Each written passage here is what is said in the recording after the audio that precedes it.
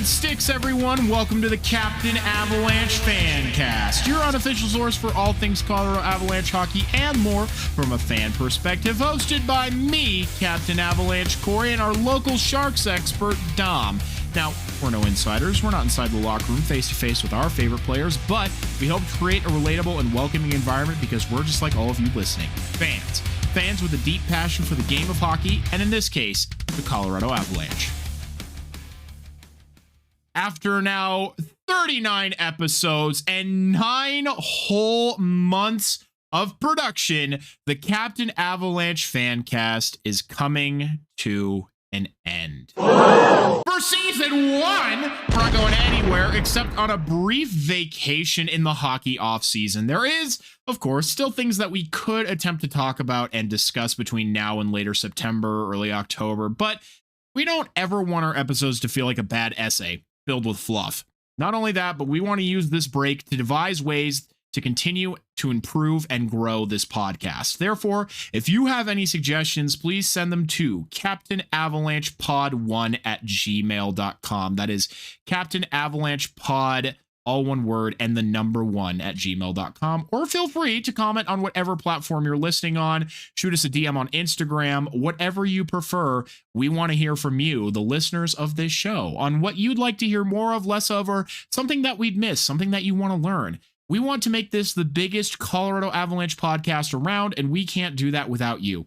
We are also taking a break, ultimately, to avoid burnout. Both myself and Dom get a lot of joy in creating this show every week, despite very active and busy lives, but we don't ever want this show to feel like a job or a chore or something that we're dreading every week. We have a great episode planned for the grand finale this week, which will include all of the information from both the Avalanche and Sharks' drafting that you need to know, all the important trades and free agent acquisitions, both within our respective organizations and around the NHL, because if other teams are good, it can certainly affect our team's ability to beat them. Captain Avalanche and Dom from the Tanks' favorite moments from the Avalanche and Sharks' hockey season, as well as our inaugural season here at the Captain Avalanche Fancast. And of course, to conclude, many thank yous to be handed out to both you, the listeners, and everyone, who supported us on this journey. But before we get into any of that, let's talk about the worst NHL draft of all time. Dom, not that the Avalanche didn't end up having a semi-interesting draft, but you certainly had a more impactful and franchise-altering draft. Not only that, but you actually powered through 5+ hours of draft and watched it. So please, give us your thought on the decentralized draft format and just how franchise-altering this draft could be for the future of the San Jose Sharks organization. Well, you said it, Corey, and this draft was awful to watch live because when he says 5.5 hours, folks, that was just night one. That was just one round. One round. Like, I would be fine if it took 3 hours. Realistically, it should take 2 hours. Technically, every team supposedly has 3 minutes on the clock, and there's 32 picks. What's 3 times 32, kids? That's 96. That should take an hour and a half right there. So that's... The fact is that this draft this year completely missed the mark and was so much about this additional production element and not about the draft, and that these kids are starting their professional careers, the honor aspect about that. It's a huge moment for them and their families. All the commissioner would say that. The teams would say that. All of the older players who've been through it would say, hey, embrace this night. It only happens once, and embrace your families too, because it's just as much for them an exciting experience to support you. And I don't know, excuse me, if I was a kid coming up getting ready to be drafted, it was just kind of an awkward experience. Yes, it took too long. The clock didn't matter when I'm talking about where you have a 3-minute pick clock, and yet picks would not happen in those intervals. So then you have all of the celebrities and the other fans or whatever nominated who are making the picks. And I'm all for, and Corey, I told you this, I'm all for if it's like a Hall of Fame player coming out there making the draft pick for their team, especially if they were just inducted into the Hall of Fame.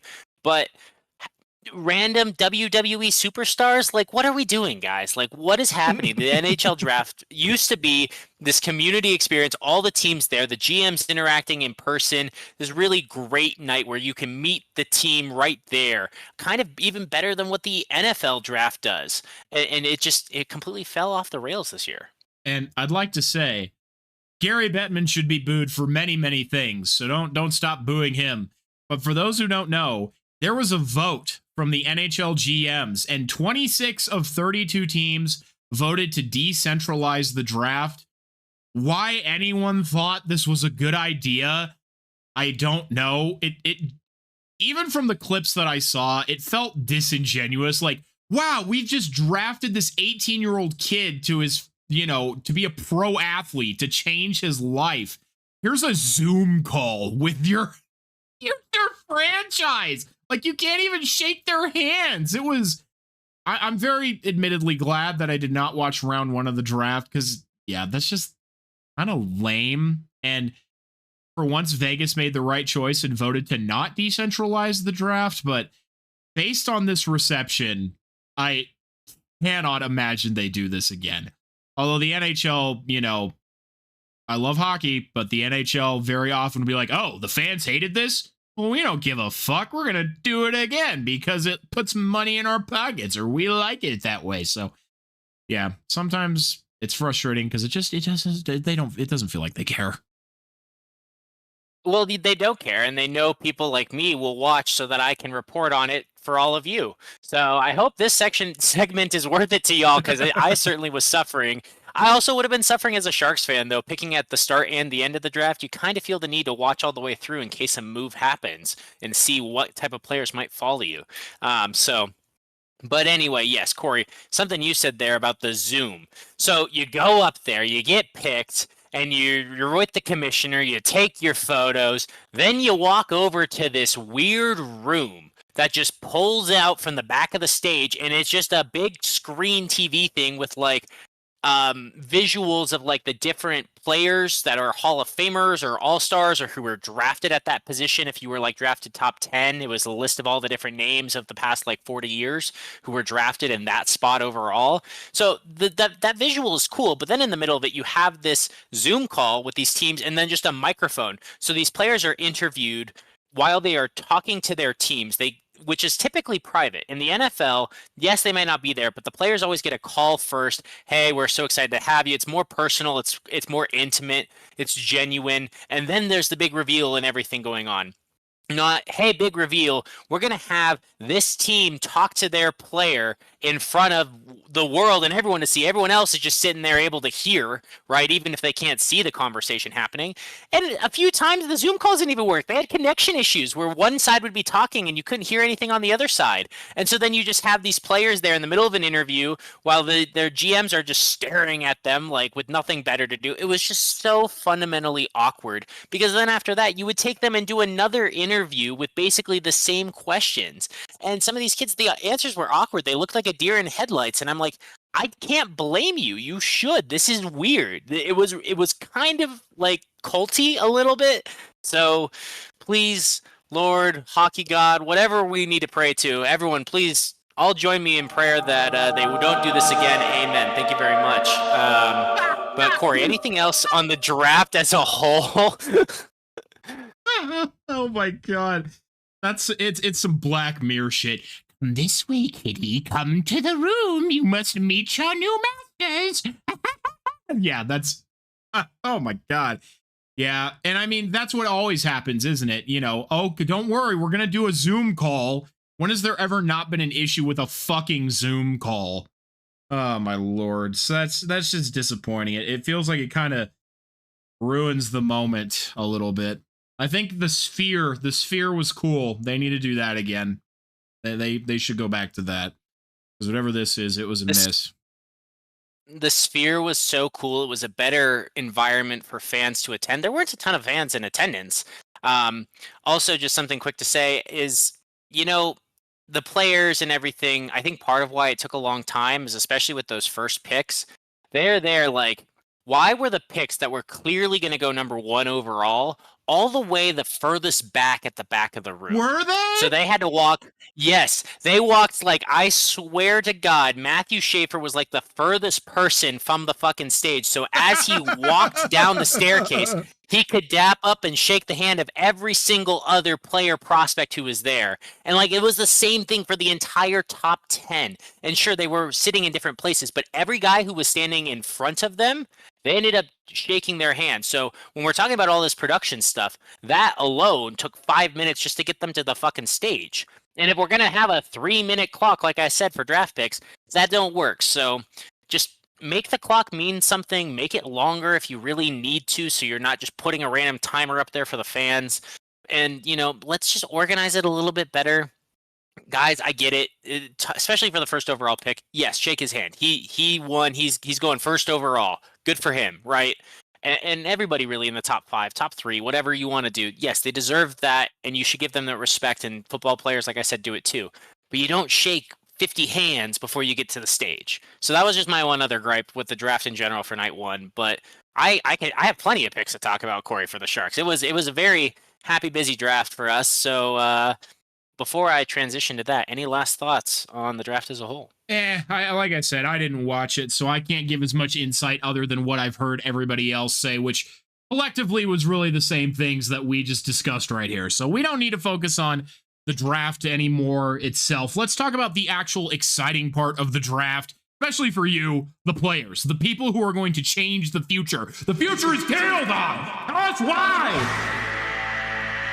Well, Corey, if everybody wasn't listening this season when I was talking about Macklin Celebrini, then I don't know what else to explain why the future is teal. But second overall pick, Michael Misa, is going to have something to say about that, because he is a surefire talent who is going to be a top 6 center. He should be a top line center. So the fact that for us, he would be a second line center or being moved to wing, that's an amazing asset to have.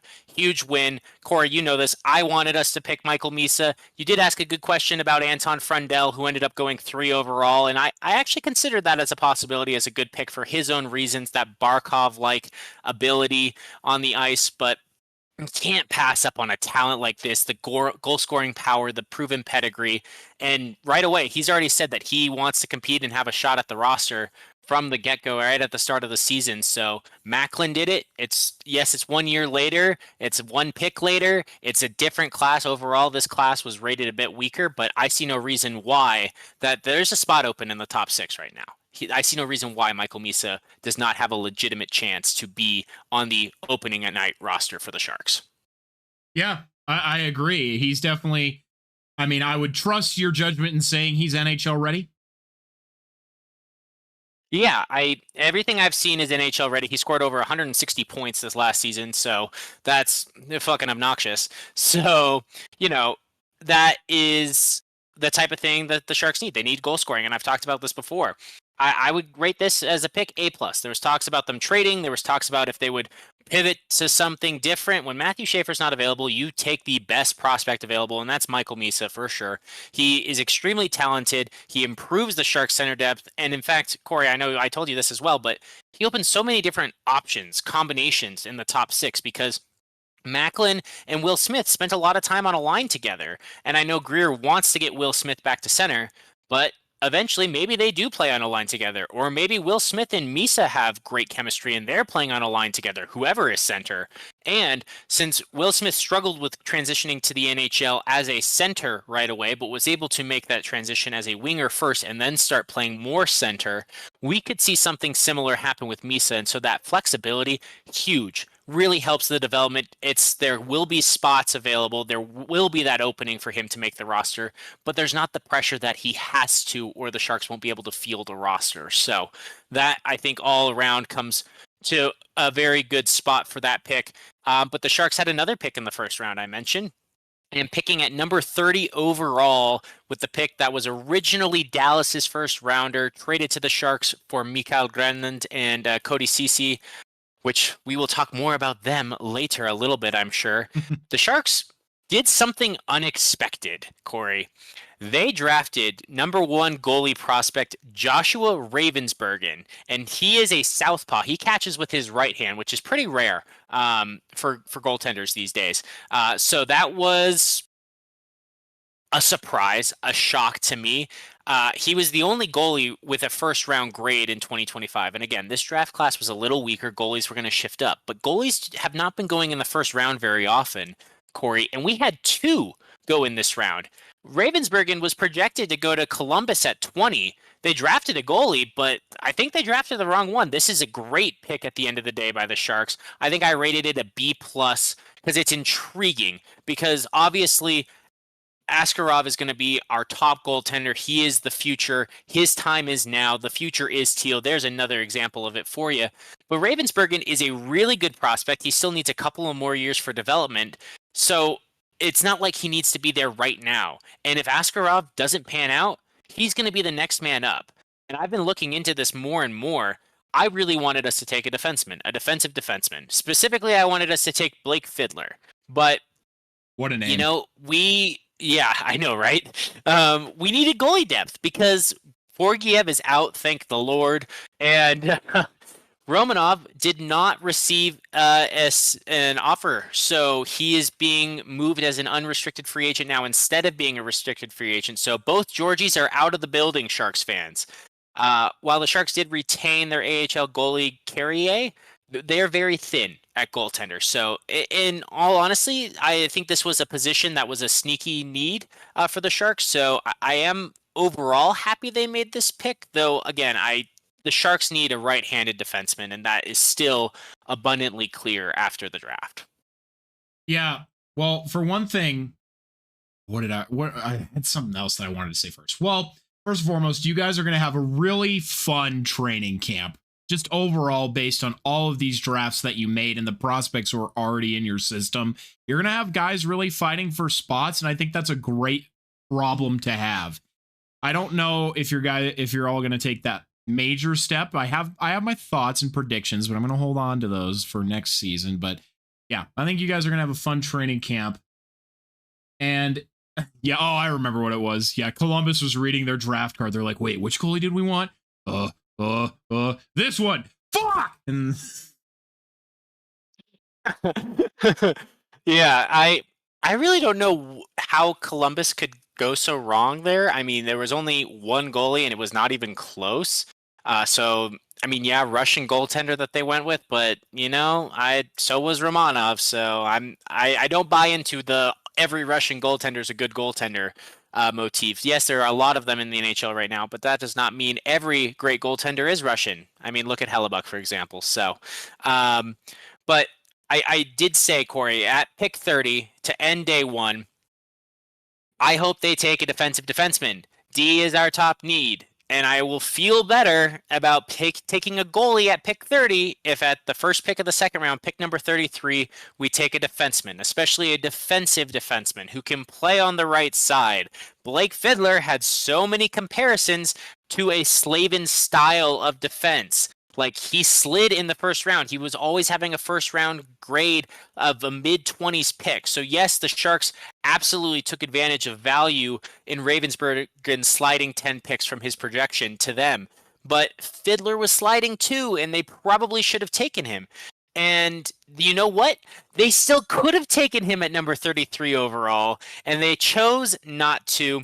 They instead take Simon Wong. I believe his actual name, since he is Chinese, is Hao Chi Wong. I just pulled up the how to pronounce. Give me just a second here.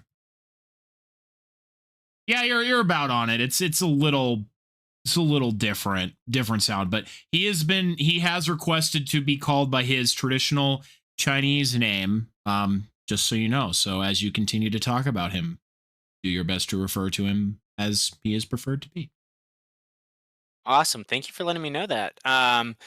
Yeah, so left-handed defenseman, not the same defensive Slavin style prospect, and honestly a bit of a raw prospect. But the talent, the top end, the upside is with this pick. The Sharks are taking a shot here. They're like, we don't want to get... They see Fiddler, and apparently they look at him as a second pairing defenseman, maybe can crack a top pair, and that's what they saw as his ceiling. With Wong, they see him as he could go boom or bust. This man is Rempe sized. 6'6", 220, and he's 18 years old. He's gonna get bigger. And you know what else? They made history. He is the highest drafted Chinese-born player in NHL history. So they started off day 2 of the draft with making some history. And the Sharks could use to make some history in good ways after this past couple of seasons. So overall, I'm okay with it. I'm for it. I'm still concerned because it is a longer term prospect and we have a lot of guys on the left-hand side. So it's something different, and something different is good because it's different than what Dickinson would provide and what Kenyoni will provide with their offensive ability. But again, left-hand side, we can't have them all be young. We need some experience and they can't all play right now. So it doesn't help the Sharks get better in the near term. But if it hits and it works out the way that the Sharks believe it will, he's going to end up looking like a steal falling all the way to the second round. Well, and I mean, ultimately, the concern is valid. You still need to fill out both sides of your defense. And funnily enough, the Avalanche also have a very similar problem right now where their right side is absolutely fucked, but the left side isn't as strong. So totally understand that problem. But that being said, it's not like the Sharks need to fix it all right now. Whereas the Avs, they need to address it now. The Sharks need to address it right now? No. Because they still have time. They still have a few more years left in this rebuild. But it's rapidly coming to a close. But I think you have enough time to let these guys develop, start to get some NHL experience, and really round out who you want to make up that defensive core. So I think, you have the luxury of time at the very least, where if you don't have that left side filled out as strongly, or if it's mainly, those younger kids, I think you'll be okay. And that's a good point. And that's something that has clearly been set up by Greer, because going into the draft, all but one of the Sharks defensemen are signed only through the end of this upcoming season. So every single defenseman that has changed since with free agency, but we're not going to get ahead of ourselves, is going to be in competition just to keep their job, to not be on the trade block, to not just be a one and done year before they find their next team. So every position on our blue line is open for all three pairings looking to the future. So that's a good point. And yes, the Sharks' goals are about building long term. My only concern is with boom or bust. There's a very real possibility that he doesn't really play at all. So the guy who seemed like a stable second pairing defenseman who would play on the right hand side, you're capping your ceiling, but you know what you're going to get a bit better. And so there's just an inherent risk. But again, you're right. The Sharks are in a position where they can take risks. They have a lot of picks. They have more picks next year again. This is the time for them to take chances. So overall, Corey, I agree with you. This is a good pick. And I mean, again, even if it's a bust, you're going to be okay. That's true. And that's the thing is I think it was the hockey guy said it this way. It was, listen, when you have these top draft picks in this prospect pool, not all of them are going to work out. It's kind of like picking a lottery ticket, but the more lottery tickets you hold, and I'm quoting him directly here, I heard him say it today, the better odds you got of one of them hitting and succeeding in some way. I may have also watched that video.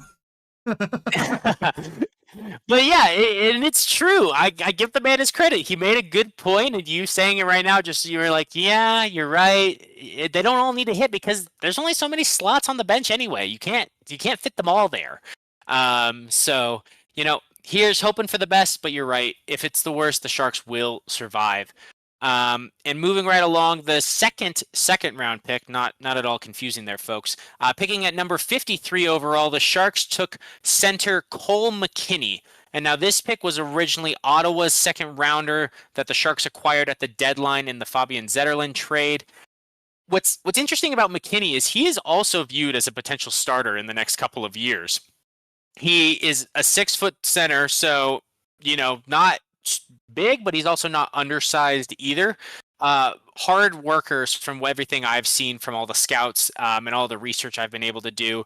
But a lot of predicting him as at a minimum a guaranteed will be able to have that energy and that fourth line center ability. And I think with some of the talent that the Sharks have, and depending on who he can play off of, if he keeps developing well, he could move up the lines a little bit, be a third line center, maybe sniff some time on the second line if people get injured. But I do think when we talked about this, Corey, about third line center and how valuable that is. It's a second round pick. You don't expect the world. You're not expecting your first line center. But if you can get a guy who could be your third line center, to me, that's a good pick, especially when he was projected to go at the top of the second round as opposed to 20 picks down the order.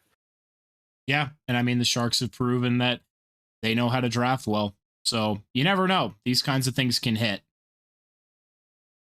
And we need a guy like this, a guy who can win faceoffs, who can be a penalty killer, not be the all-time offensive guy. That's what the other draft picks are going to be for. But someone who can just be a minute muncher and make it hard to play against, kind of like what we've talked about with some of the Avs players. So overall, very, very happy with this pick. I think the Sharks might have reached with Wong at the start of the second round, but Ravensburg and McKinney sliding to them, they took them at good points in time. Great value, even if it doesn't work out. It was the right move.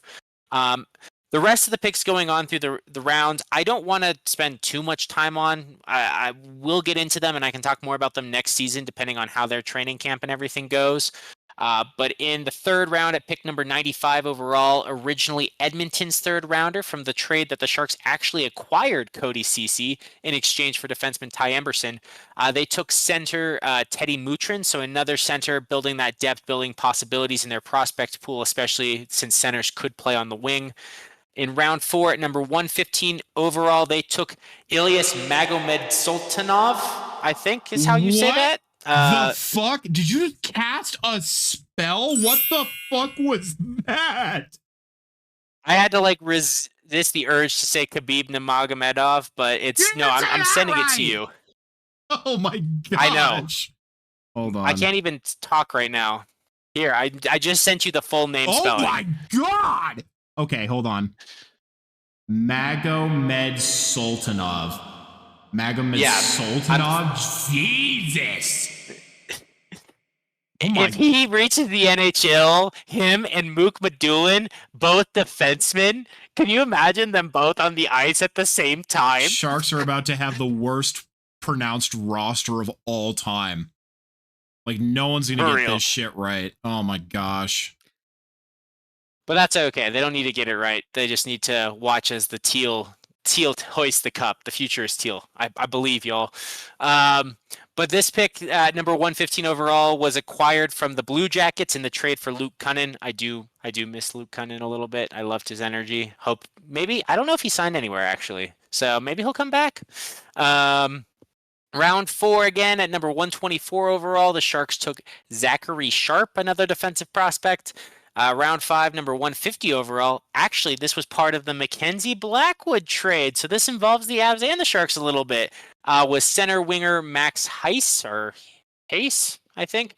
And then round 7 at number 210 overall, they finished the draft by taking Richard Gallant, the left winger. So a lot of picks that were made, not the most in the league, not the least, but a lot of high-value picks with 4 picks in the top 53. So a lot of hope here after the draft for the Sharks. Yeah, and I think you're going about it the right way here. I mean, could you talk about each and every pick? Yes, we would be here an extra hour, but it's reasonable to suspect that these ones drafted lower down the lineup may not crack the roster out of training camp, although they may end up being on the Barracuda. And down the line, it's like you have a reason to talk about them then. But for now, I think until they rightfully earn a place on good old Dom from the Tank's radar, I think it's good to recognize that they've been drafted, but it's like, okay, let's see if they can become a draft steal, if they can become something more than just a third round pick or a late round pick. So, yeah. Absolutely. And no matter what, whether you're drafted first overall or 200th, you still were drafted, and that's an honor in of itself. So I completely agree. Their names have been heard. They've been recognized. They are going to the NHL in one way or another. Be it the AHL, they have been picked by an NHL team. There is hope. There is that prospect. Their dream is still alive. And I think that's something to be celebrated, like you said. But Corey, it might not have been a lot. I know you still have some draft picks to talk about. And do we talk about any draft day trades that happened? I don't know. You tell me. So I'll let you take it away from here. We have not talked about any draft day trades just yet. But before I move on, I do want to hit you with this question. Misa's the easy answer, so I'm not going to let you get away with that. But of your draft picks that the Sharks have made, either we'll make it a little easier for you. We'll go either this year or last year. Besides your top picks, so no Celebrini, no Misa. Who are you kind of eyeballing? Who do you think could maybe really turn into something cool? Who do you think we should watch out for? Well, who are you excited for, Dom? Oh, I am most excited to see Sam Dickinson crack the roster this year. Yeah. I don't know if that's cheating since he went number 10 overall last year. So I don't know if that qualifies as a top pick, but I am really, really hoping we get to see him. He's been great for the London Knights, and I think, yeah, we'll talk about it in the Sharks' defensive blue line. It's so wide open. So please give him his legitimate shot and let him battle for a spot, crack the roster, because we need to see it. The offensive defenseman's there, the puck mover, the driving play from the back end, something the Sharks certainly could use more of. So that is who I'm most excited to see. I don't remember exactly what pick he was drafted, but honorable mention to Kenyoni, also the other defenseman I mentioned in the prospect pool. A lot of talk that it's not if, it's when he makes the NHL roster, if it's this year, next year, or sometime in the middle of the season. So he's one that I'm very, very excited to see play consistently at the NHL level. Absolutely. But I am absolutely happy to get into the Avalanche's draft because, well, while the Avalanche only drafted 3 times, they did manage to get a 3rd-round pick from Columbus in the Charlie Coyle and Miles Wood deal, which I believe they used to great effect. I will tell you what others said about these players, some details about them, and what I have to say about these players. And when I say others, I'm talking about their elite prospect summary. I will also link their highlight reels in the description of this episode if you feel inclined to watch them yourself. I am also going to discuss Gavin Brindley. Even though he wasn't drafted, he is still an important prospect in the Avs system now to boost that pool. So, first and foremost, my personal favorite of the bunch, Francesco Del Elche. Yes, his name is something, man. So his elite prospect summary reads as follows. Del Elche's an offensive-minded left shot defender with NHL level mobility and a projectable shot. His vision under pressure is absurd, connecting on long bomb outlets with forecheckers only feet away. He will even go as far as baiting forecheckers deep into the defensive zone just to explode past him or past them. So he is a Canadian, 20 years old. He is what is considered an overager in the NHL draft, obviously above the age of 17 or 18 here. He's 6'1", 181 pounds. He is a left shot, as we read, and of course, a big defenseman. Here's my summary, what I had to think. I did have the opportunity to watch Del Elche's highlights from University of Massachusetts, UMass. For those who don't know, Cale Makar also played for UMass, and apparently they both put up very similar points per game, as Del Elche is at .60, I believe, and Cale Makar was .61. Now, if you watch plenty of Avalanche hockey, and if you listen to this podcast, I assume that you do, you've seen the kind of lateral movement that Cale Makar possesses, meaning his left to right skating. It's something very few NHLers can replicate, and even fewer, no one, at the level Makar can. Del Elche not only has this movement, but the vision to go with it. He can see lanes all the way from the top of the blue line and is exceptional at getting the puck to the front of the net from distance. Even if he isn't getting it in, he can get it to that net front so a teammate could then put it in himself. But he has a versatile bag of tricks and is incredibly crafty and can move the puck around insanely quick.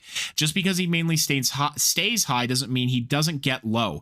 Del Elche is insanely fast and can even lead the rush if he wants to and be actively involved in turnover offense. He has great decision making and can identify optimal teammates and passing lanes. I genuinely hope he gets a shot at the NHL roster because this kid might be a steal. He truly fits the Avalanche mold of an offensive defenseman. Yeah, I think when you talk about the Avs only having 3 picks starting in the 3rd round, you're going to have to take some risks, take some shots. You're not necessarily expecting a guaranteed success or reaching the NHL at all. You expect AHL at best, typically from then on down.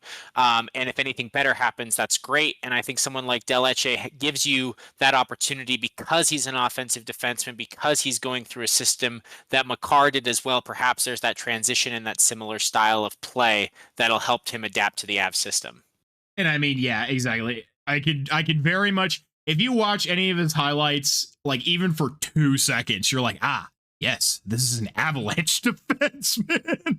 It's not even funny how much you see the similarities in how he has developed. But I think with him being a little older, there's a chance that he can be NHL ready a lot quicker. So here's looking ahead to training camp. I hope he gets a call and he gets a chance to be a part of that, because again, the Avalanche do possibly have some space, especially on that left side, which is good.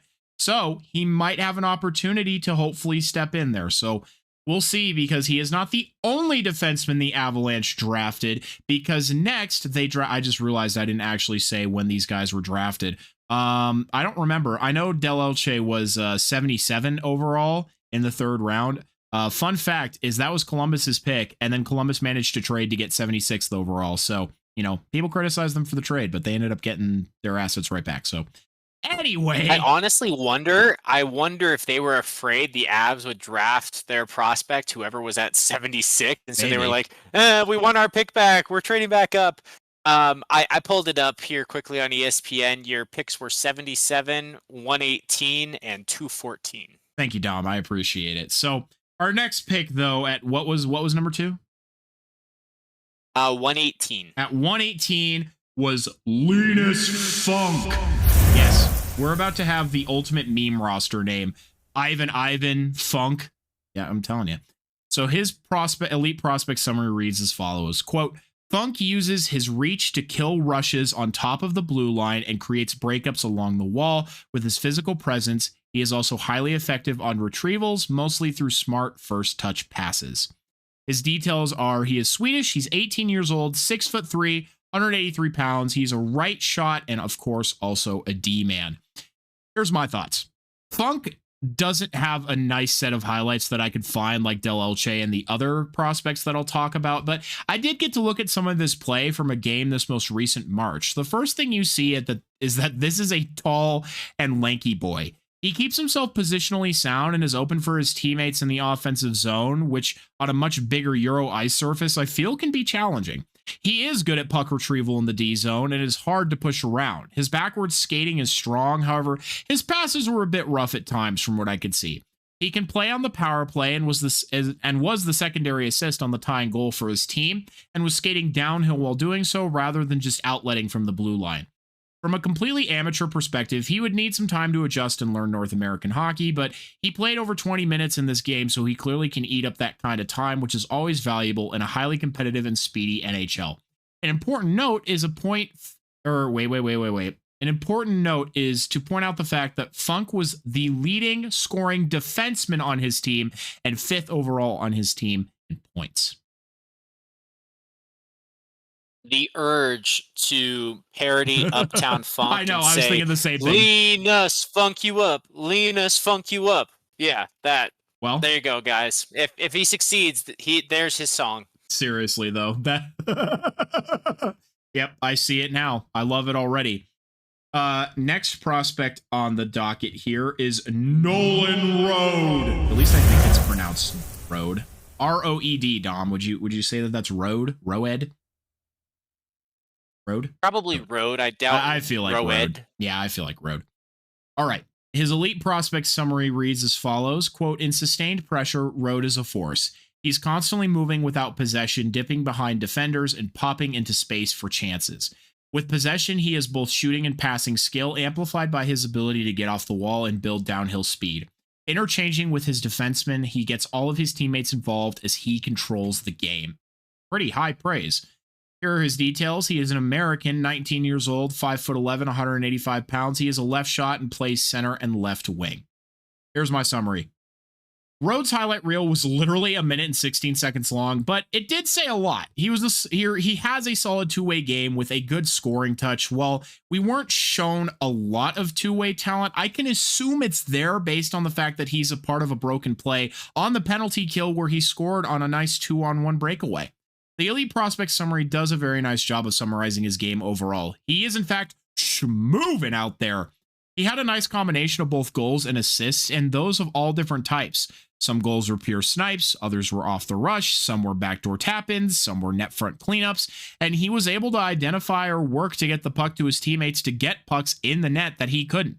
Overall, very versatile game, and someone I could see making the jump to the NHL soon. He is starting his college career this coming season, which can really aid in a player's development nowadays.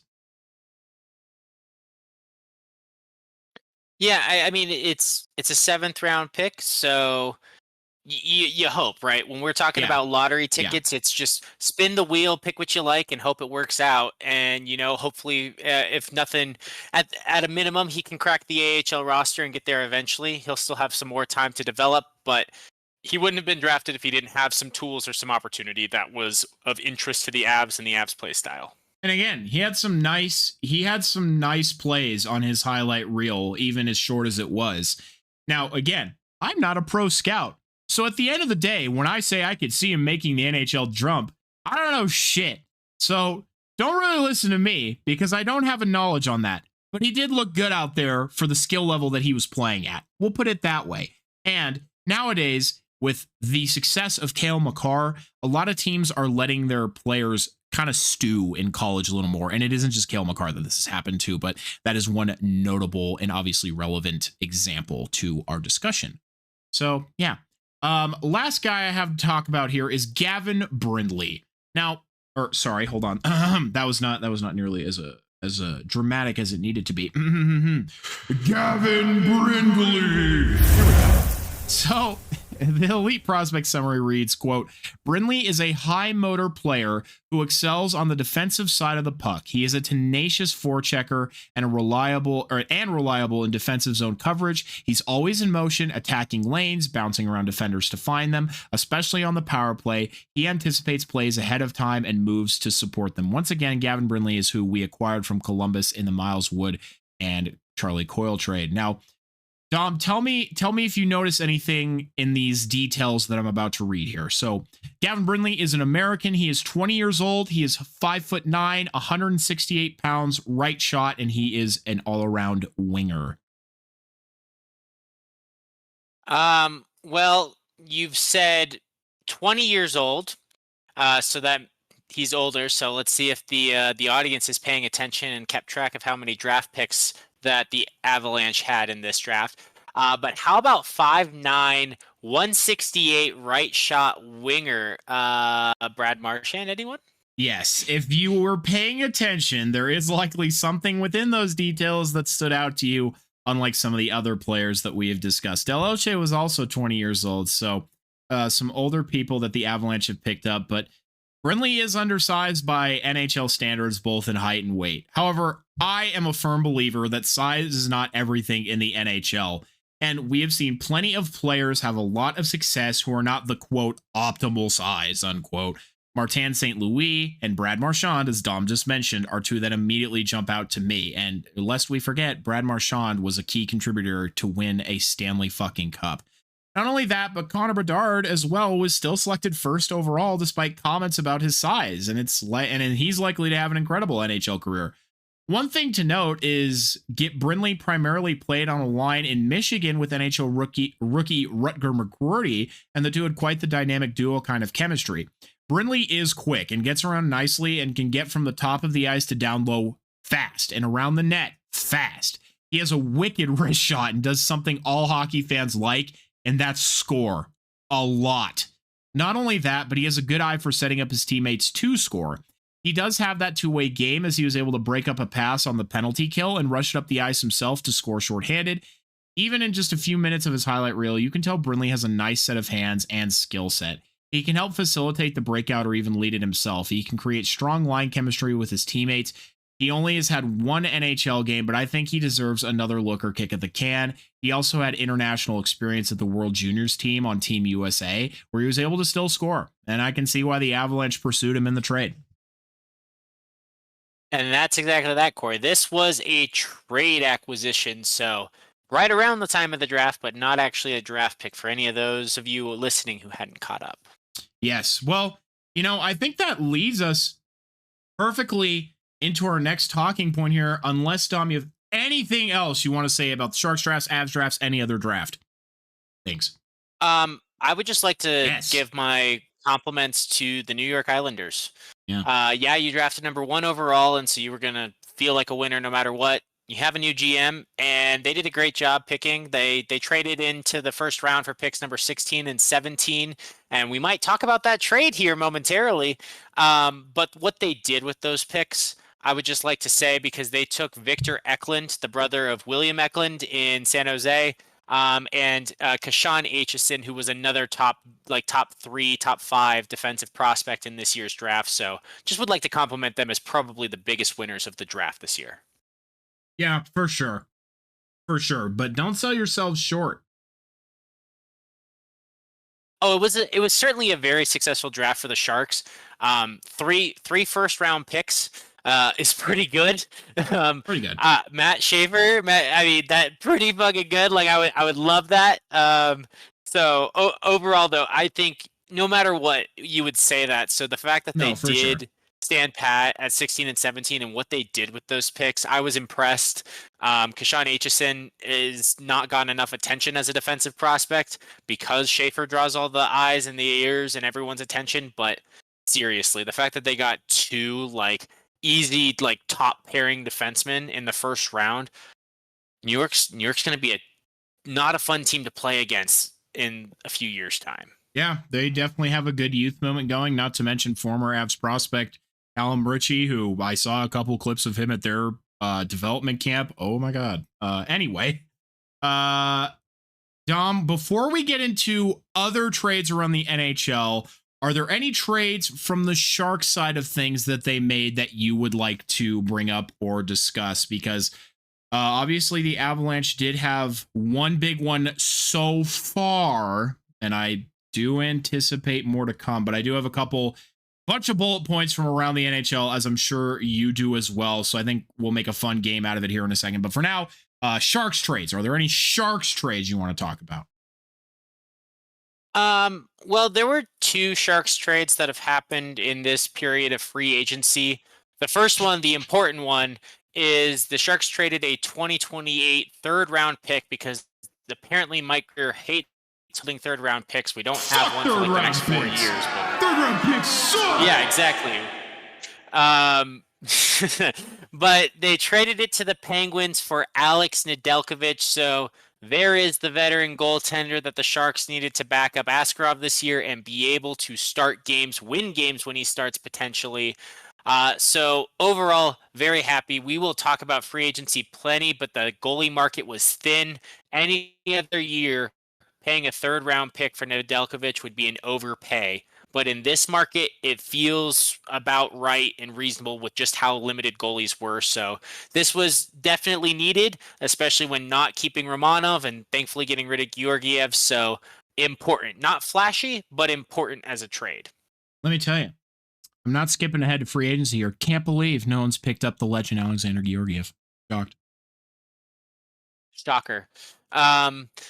The only other trade that has happened just yesterday, not a big one, but when we talk about how much talent the Sharks have, Thomas Bordeleau, he's wanted more time with the NHL roster. Unfortunately, got injured in his first start of the season, but it was near the end of the season, so many prospects, so much talent, they can't all stay. The Sharks do trade him to New Jersey. He was a pending restricted free agent upcoming here, and get Shane Bowers, a 25-year-old center, in exchange. I believe someone who's been with the Avs at some point.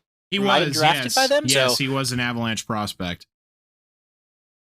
I don't know much about him. Bordeleau was supposed to be this. I mean, he was the 38th overall pick, so I think better things were expected for Bordeleau, and it wasn't working out in San Jose. So getting something for him is good, but it does feel like a loss when previously his prospects looked better. Obviously, that's good though for the Sharks prospect pool as a whole, that it is elevated to a level where Bordeleau is more easily cast off for a higher level of experience to support the AHL roster. So definitely feels like an AHL adjacent move for a little bit more experience.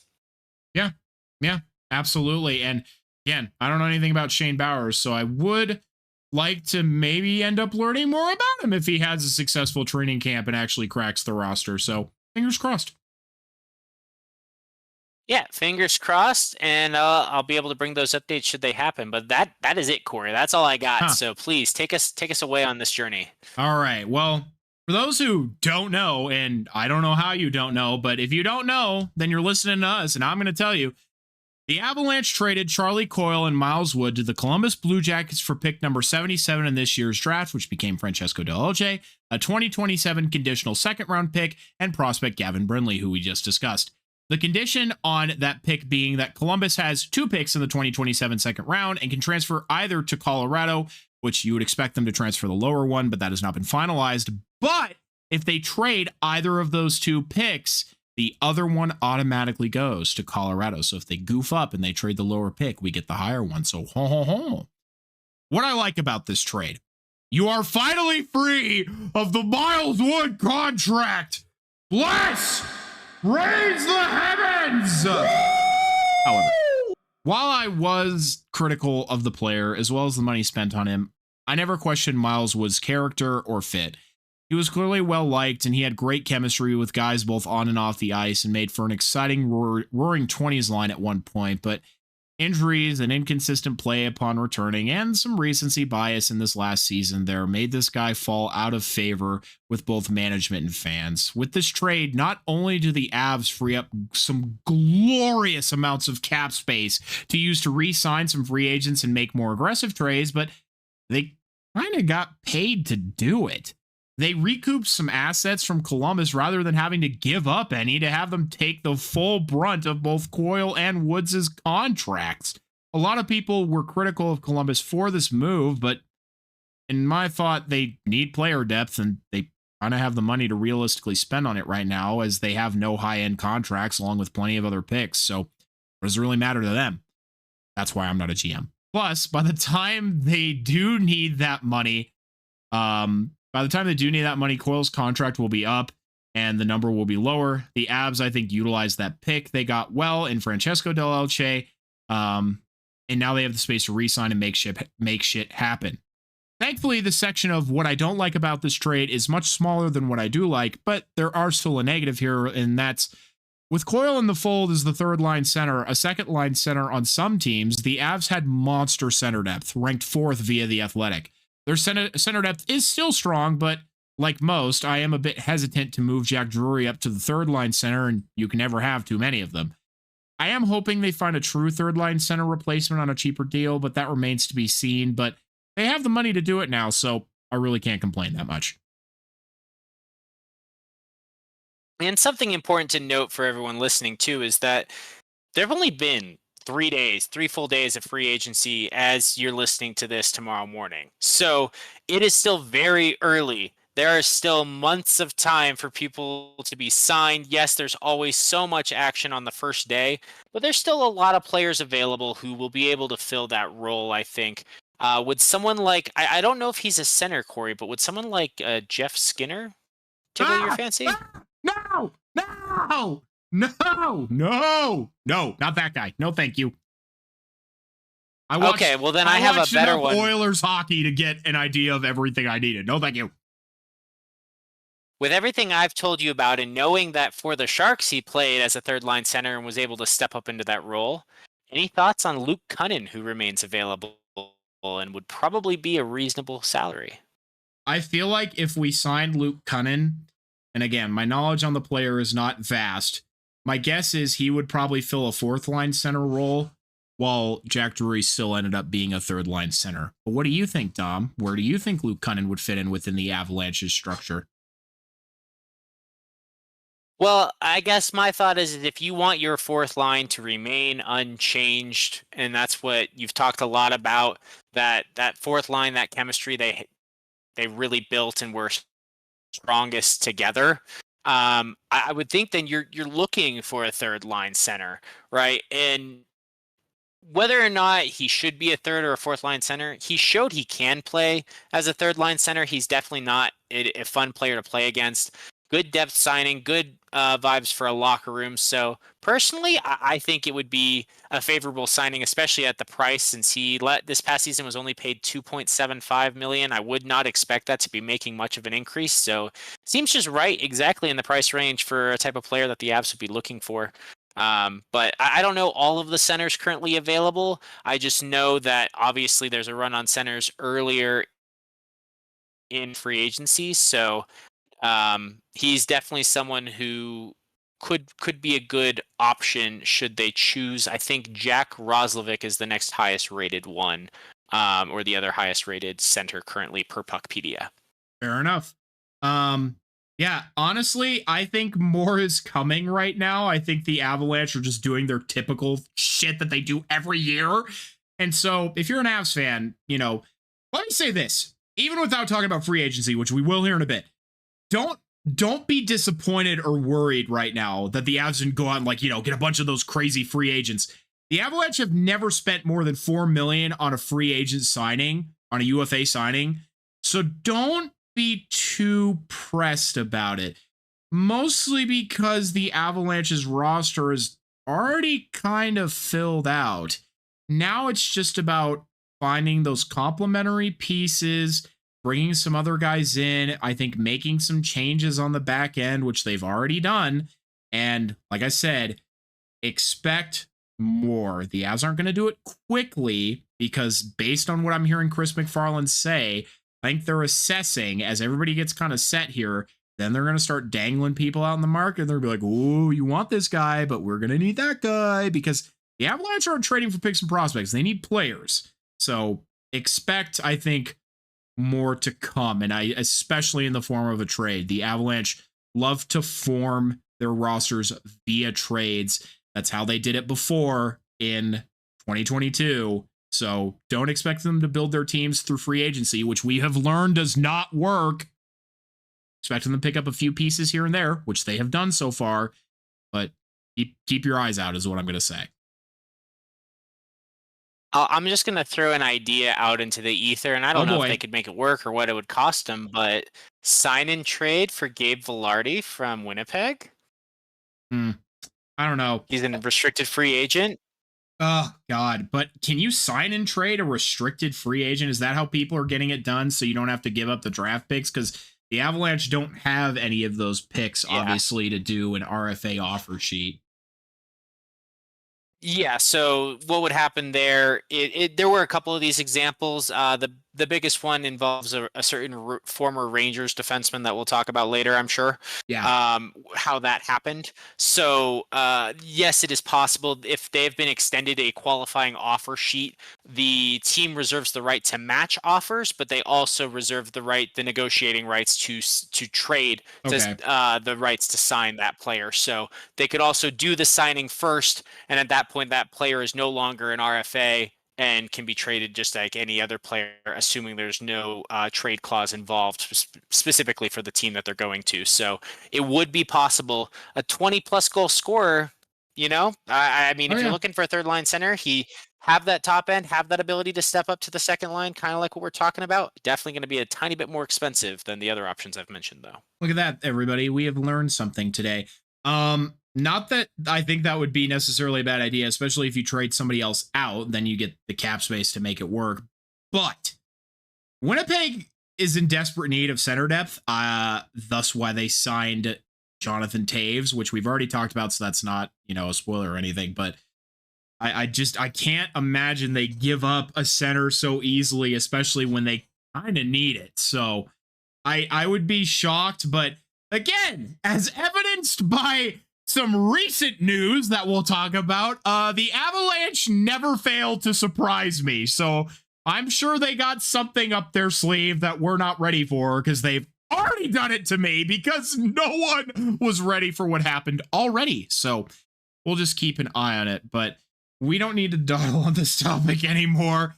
Here's my idea, Dom. I have a nice bullet pointed list of some notable trades that I picked out of, Puckpedia and the news and everything that's happened. So I say, let's play ping pong, Dom. Let's just go back and forth. I might take one of yours. You might take one of mine, but we'll just go until we run out and we'll see who runs out first. Sound like a fun game?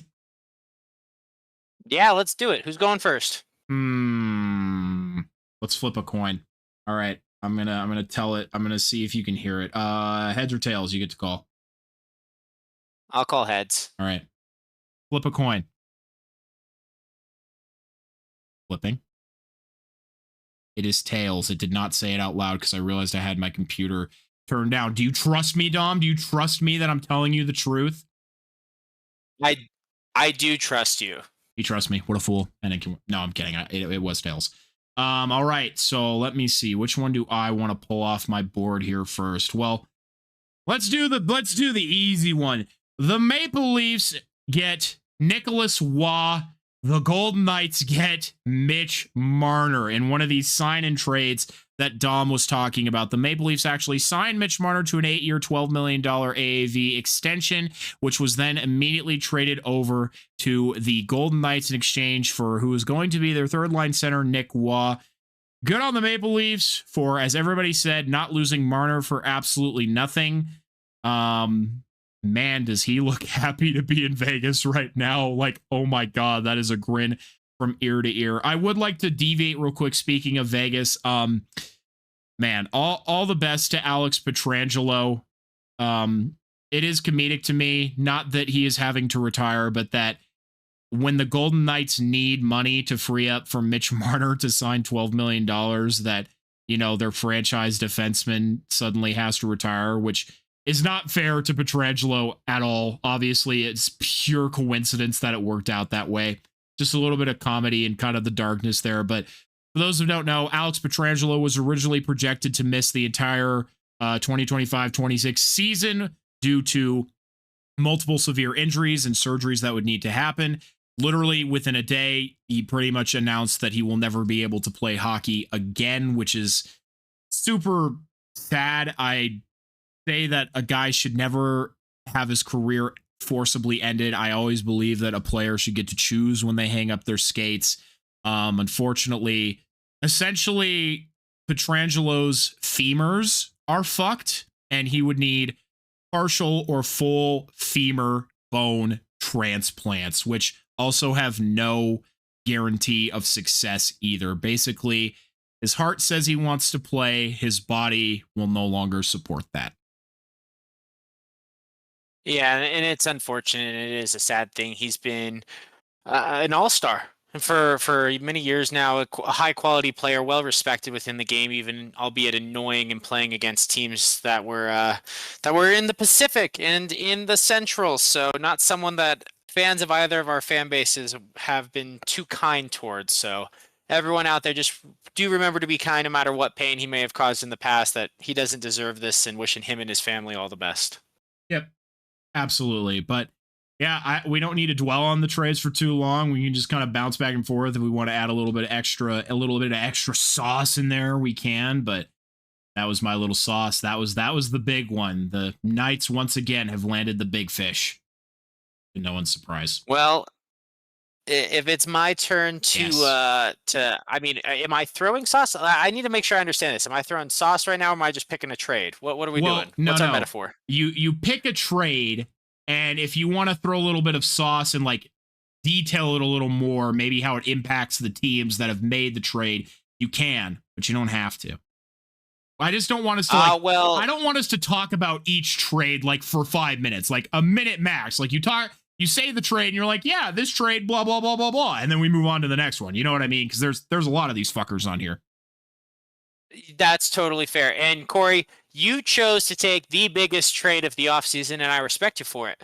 I'm going to take the first major trade of the offseason. Oh, boy. Give me Noah Dobson to the Montreal Canadiens in exchange for Emil Heineman and 2 first-round draft picks, as I mentioned before. Since I mentioned it earlier, it's also fitting that it's me.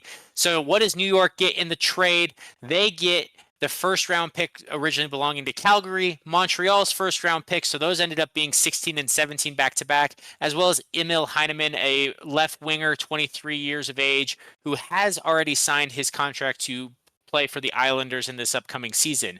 But what do? Dobson is getting an 8-year, $9.5 million contract to play for the Montreal Canadiens, who made the playoffs. This is a young team that is ahead of schedule in their rebuild, and they're going to be even better next year now that they have Dobson. Everyone knows I wanted Dobson. Sad that this couldn't work out and come to the Sharks, but I guess it never was going to happen. But why it matters, like I said before, they traded away a defenseman who they didn't want to pay / didn't really, it was not the right time to pay, and the Islanders got another defenseman. So they got drafted 2 defensemen to replace Noah Dobson. They're going to be fine. I think both of these teams are winners in this trade. Oh, yeah, absolutely. Montreal bout a fuck next year. I am genuinely really excited because I like the Habs. I do. So I really hope they can make some noise in the East next year, and it really would not surprise me if they do. Not only is their blue line just absolutely crushing, their decor is awesome, but their top line is one of my favorites in the NHL. So I'm excited to see how they do next year. But also, the Islanders missed out on drafting the second coming of the Sedin twins. They had back-to-back picks, and they didn't draft a pair of Swedish twins. So it's very disappointing. Well, too bad for Victor Eklund that his older brother is already in San Jose, and I can't wait to talk about him a little bit later. Yeah, absolutely. All right, my turn. Well, I'm going to go with the third biggest trade from this offseason, and that's the Sabres get Josh Doan, son of legendary Arizona Coyote Shane Doan, and Michael Kesselring, and the Mammoth get JJ Peterka. No offense to the Sabres, but ooh, that is a rough look, because I guarantee you JJ Peterka, now that he has left Buffalo, is about to have a really good career. Credit to the Mammoth also, who have gotten quite a few great players via free agency as well as through trades like these ones to complement, I think, already a halfway decent core. So not thrilled that they're also in the Central Division, which is already crowded, but, you know, good for them. Yeah, it's an arms race in the Central Division right now. And Yep. give Utah credit. They are doing the best they can to keep up. And on behalf of the whole NHL who aren't Avalanche fans, keep beating yourselves up, Central, and we'll see if a Pacific team beats you in the playoffs again. I don't know. I don't know. Hopefully, fingers crossed. Actually, not fingers crossed. Please, Avalanche fans, I just need to take a minute because another team that absolutely popped off so far at the start of free agency and trading and everything was the Anaheim Ducks. Yeah. And so please, Avalanche, please win your first round matchup, win your second round matchup, so I do not have to watch the Anaheim motherfucking Ducks in the Stanley Cup. Please. Like, we'll talk about it with the signings, but I'm hurt by some of the Ducks moves. I am like personally wounded, and I don't want to see them succeed. Like, first LA goes and succeeds just enough to fuck it up with Edmonton again for 4 straight years. Then you got Vegas, who just won't die even when it seems like finally they're going to have to pay for all their ridiculous contracts and moves, and they just get bailed out by bad luck. Oh my God, I can't have the Ducks be good too, man. It's too much. Too much. But anyway, while I'm on the Ducks, unless you had any more you want to talk about for that trade. No, I'm good. Go ahead. It's your turn. I'm going to go with the Red Wings and the Ducks doing a goalie swap. The Ducks offloading John Gibson's $6.4 million cap hit. He's currently in year 7 of an 8-year contract to the Detroit Red Wings, and in exchange they pick up Peter Mrazek. So goalie swap there. I do think the Red Wings got the better goalie along with a couple of draft picks, but for the Ducks, they don't care about the goalie. The Wings probably made them take Peter Mrazek because they've been trying to shop him for a while now, I feel like. The Ducks have Dostal. They're going to be fine. I think it's a small upgrade for Detroit. I feel like it's worth talking about because it's a goalie swap. It's 2 big names in the goalie market. But, you know, not the most exciting trade either way, Corey, unless you feel different. Is because this is so funny because Gibson was supposed to be an Edmonton Oiler. He has been an Edmonton Oiler while being on the Ducks for like the last 3 years, and it never happened, and now he got traded to the Red Wings, and the Oilers have been left with nothing. Oh, God, it's funny. Oh, it's so funny. It's comedy to me, everyone. And that's a good point.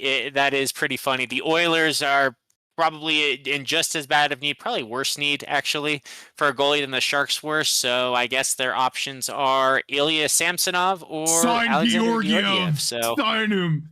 Take yeah, him. He'll lead you to please the do, promised Oilers. land. Speaking of Oilers, the one I got here is the Oilers get a 2025 fourth round pick, and the Vancouver Canucks, after a very shaky season with locker room issues and bickering and teammates not getting along, remedy that by getting noted locker room cancer, Evander Kane. I swear. Yeah. Whose idea was this? Full contract at that. Who approved this? It doesn't make My sense. God. When it happened, I really thought Vancouver was just resigned to missing the playoffs, of being in the hunt and falling off when the Central is just popping off at the end of the regular season, right? And the Pacific teams just get forced out of the order, because I just don't see how Vancouver can compete. And they give them some credit. We'll talk about it maybe a little bit of free agency. They re-signed and they kept more guys than I thought they would, so props to them. But you get rid of bad locker room vibes in a trade with New York, and then you go and get somehow worse locker room vibes, who is past the prime of his career, in my opinion. I don't see the draw. I don't see the appeal, other than Vancouver is it just way up there in the corner of Canada, down like close to Seattle, so only the Kraken will actually have to see him like face to face, so then the NHL doesn't have to have him all the time in the mainstream media. That's all I can think of. Yeah, I don't know. But also, he does not deserve to get jumped, by the way. So whoever you are in Canada who jumped Evander Kane, come on. Like, I'll make fun of him for his antics on the ice. And fortunately, he does have a reputation off the ice also. But no one ever deserves that. So boo on you. Bad. Yeah, let's not actually do that in the real world. I'm talking shit because he also like fucked over the Sharks major when he was with the team, and the shit off the ice happened, and then we got stuck holding the bag for his contract and shit, and it kind of forced the Erik Karlsson trade. It's a whole debacle. So I have my feelings about Evander Kane, but please do not act on them and do horrible things in the real world. Thank you all. Exactly. Well, Dom, I believe it's your turn.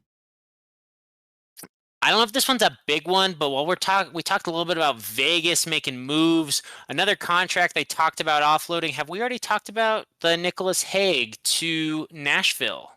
I do not believe we have. So all you. So in my opinion, the only thing that you can call this is a cap clearing move, because Nicholas Hague, good defensive player. He's going into the first year of a 4-year contract. So I don't see the incentive for the Golden Knights to move him right before the start of free agency, because they could have re-signed him. So the only problem was they wanted to go for Mitch Marner and they needed to move money. And then everything happened with Pietrangelo. But I feel like the Knights probably knew about Pietrangelo earlier than the media did. So trading away a defenseman and giving away a third-round pick to do so, paying a team to take his cap hit, is what this feels like, because in exchange they got defenseman Jeremy Lauzon and Colton Sissons, the center. Both have contracts that expire at the end of this upcoming season, so they seem like rentals to me. I don't know if the value you're getting is better than Nicholas Hague. So while Nashville attempts to readjust from their entirely bought and paid for free agency roster last year, I think this is a good pickup for them, and their defense needed some help last season. So I'm going to call Nashville the slam dunk winners of this trade. Yeah, for sure. I have the Ducks get Ryan Poling, a 2025 second and 2026 fourth round pick, and the Flyers get Trevor Zegras. Now, I'm not going to lie. I agree with most folks. I think the Ducks traded low here. I was really expecting Zegras to start the season on the team, and then they flipped him at the deadline when his value was higher. Feels like they traded him for an all-time low, but I think, like most people, this opinion is not new, that hopefully Zegras, and I've never not liked him. I hope he can succeed, and I hope he can find kind of that magic he had his first couple of seasons. I hope he can have fun with Matvei Michkov. Yeah, so I think good for the Flyers to add some more youth and scoring, and I hope Zegras can rebound when he's there. And the Ducks just add some more draft capital that I'm sure they'll use since they're trying to push for the playoffs. Yeah, they'll either use it or they'll move it to acquire guys at the deadline. But it's a good move overall, I think. I mean, I think for the Flyers, they're in this other young team rebuilding. They're trying to start making a push up and not just be stuck at the bottom in a rebuild status. So a young talent who had higher expectations, maybe a change of scenery, would help out there. So I would say I think you're right. Philly seems to have the edge in this one, but it's not necessarily a bad trade from the Ducks. Next trade I want to talk about, I hinted at this one earlier when I talked about a defenseman on the move to Carolina.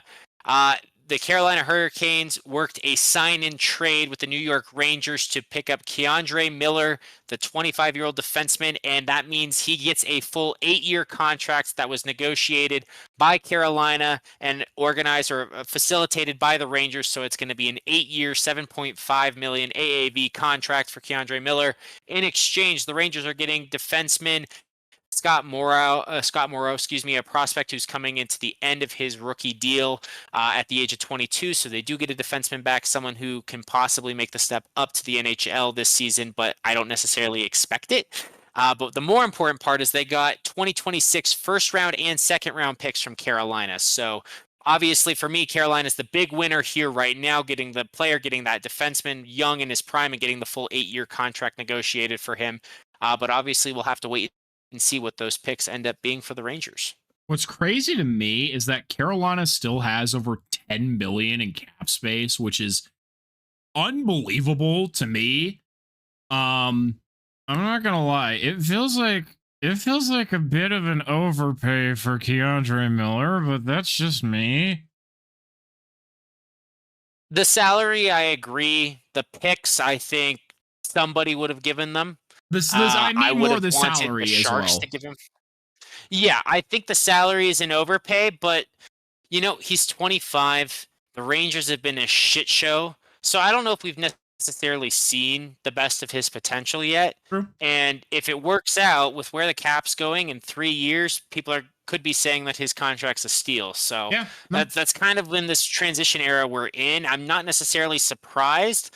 Especially since that 8-year term is going to keep him locked in at that price, when if the cap keeps going up 4 years from now, he could have been asking for an extra 30 to 50%. So, we shall see. I think for a team that had the cap space to burn and wants to be better next year and get more than just a win in the conference finals, I think it's a type of move they have to make, and they have to take a swing, even if it ends up being an overpay. Yeah, for sure. By the way, everybody, I know we've said this a lot of times. We're kind of giving our initial oh yeah, we think this team won the trade, but as we always say, you can only truly judge things in retrospect and with time. So we'll see how these ultimately play out in the end. Because who knows? I got this one here. The Wild get Vladimir Tarasenko, and the Red Wings get future considerations. For those who don't know what that means, that basically means you are getting rid of the player for free, and you are trying to shed their cap. So the Red Wings were just trying to get out from under Vladimir Tarasenko, who just wasn't fitting the role that they wanted for him anymore, and the Wild were like, perfect, we'll take him. And that's what they did.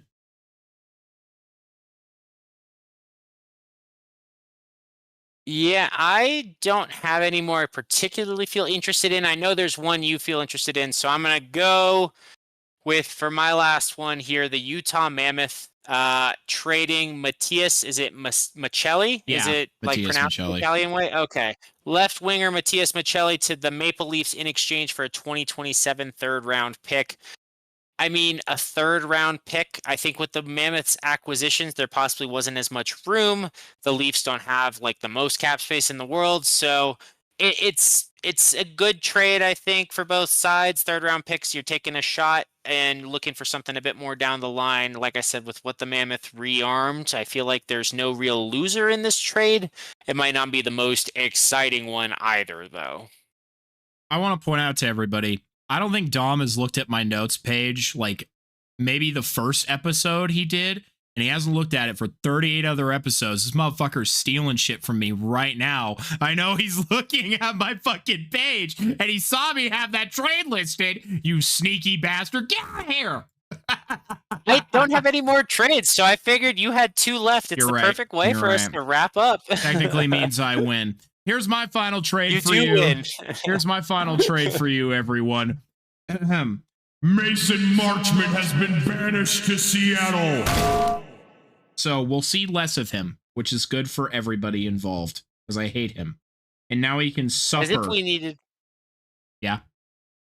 Yo, I was just gonna say, as if you needed any more reason to hate Seattle. Like Dallas did something nice for you there.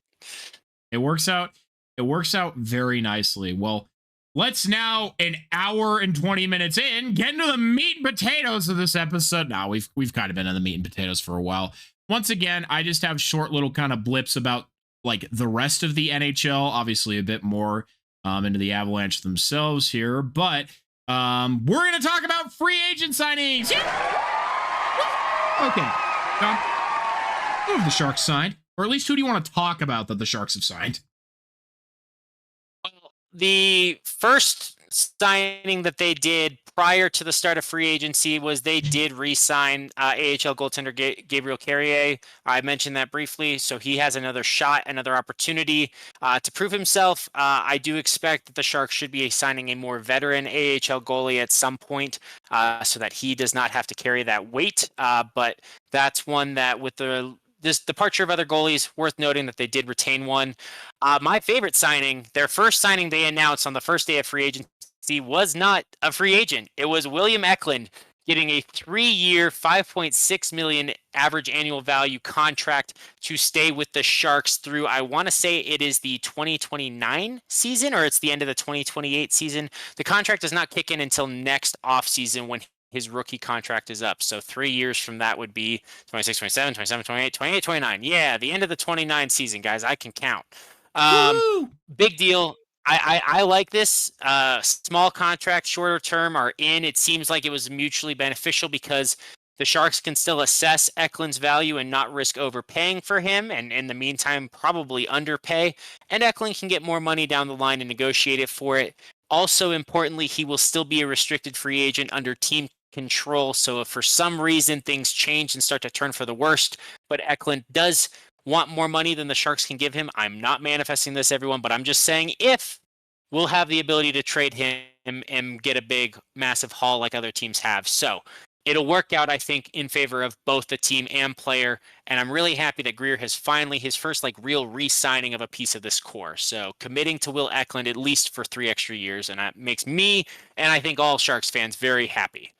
As you should. And I anticipate on the trajectory that Will Eklund is on. He's due for a raise in the future, but really the Rays won't be taking up any more cap space than he is right now. But this kind of deal isn't a surprise. Players know the cap is going up. Their agents know the cap is going up. So they're just waiting for the ability to get paid a little bit more in the future. So, and I'm sure what Will Eklund will have earned by that point. And I agree. And so again, win-win, but I'm happy with this result here.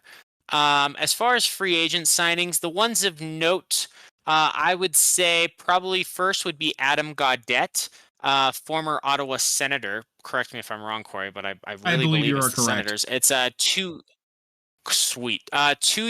$2 million per year contract. Basically, I think he's coming in to be the third line center. That's what I think, Corey. I think he's going to be the Sharks' third line center. Maybe split reps with Alex Wenberg in there. Maybe one of them plays on the second line sometimes, but I think that's what he's being brought in here to do. He's 28, so he's not too old, but he can be one of those new, more veteran leaders in the locker room. Kind of in a way, the Luke Cunnin replacement.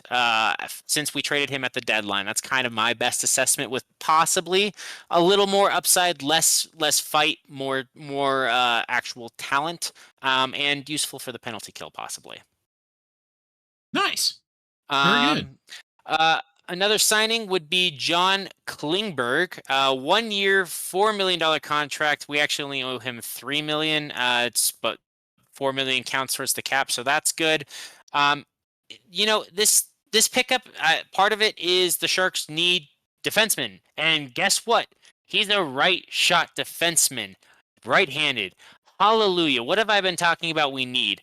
When the Sharks signed him on the 1st of July, he was at that point in time the highest paid defenseman on their roster at $4 million over 1 year. So that tells you about the Sharks' blue line right there. He's not being brought in at the age of 32 to solve problems. This is probably only for a year, but he's a replacement guy that you bring in. He can be a mentor. He can eat up the minutes. He can play on the right side and move the puck, which we desperately need. All of these things. He's kind of the Jan Ruda replacement and hopefully won't be injured as often. And if things work out, he's another guy you could possibly move at the deadline, retain a little bit of salary, move him, get some extra picks or prospects back in return and help the rebuild. So that's what I see from this John Klingberg signing. Similarly, they also, off of waivers, the Sharks just today plucked Nick Leddy, who I don't remember who he was waived by. The Blues. He was waived by the Blues. The Blues. Thank you. Well, he's a former Stanley Cup champion. And so while he's not the same man he used to be, he, while being left-handed, is capable of also playing on the right-hand side. $4 million contract. The Sharks actually needed to just eat some of these type of contracts just to reach the cap floor.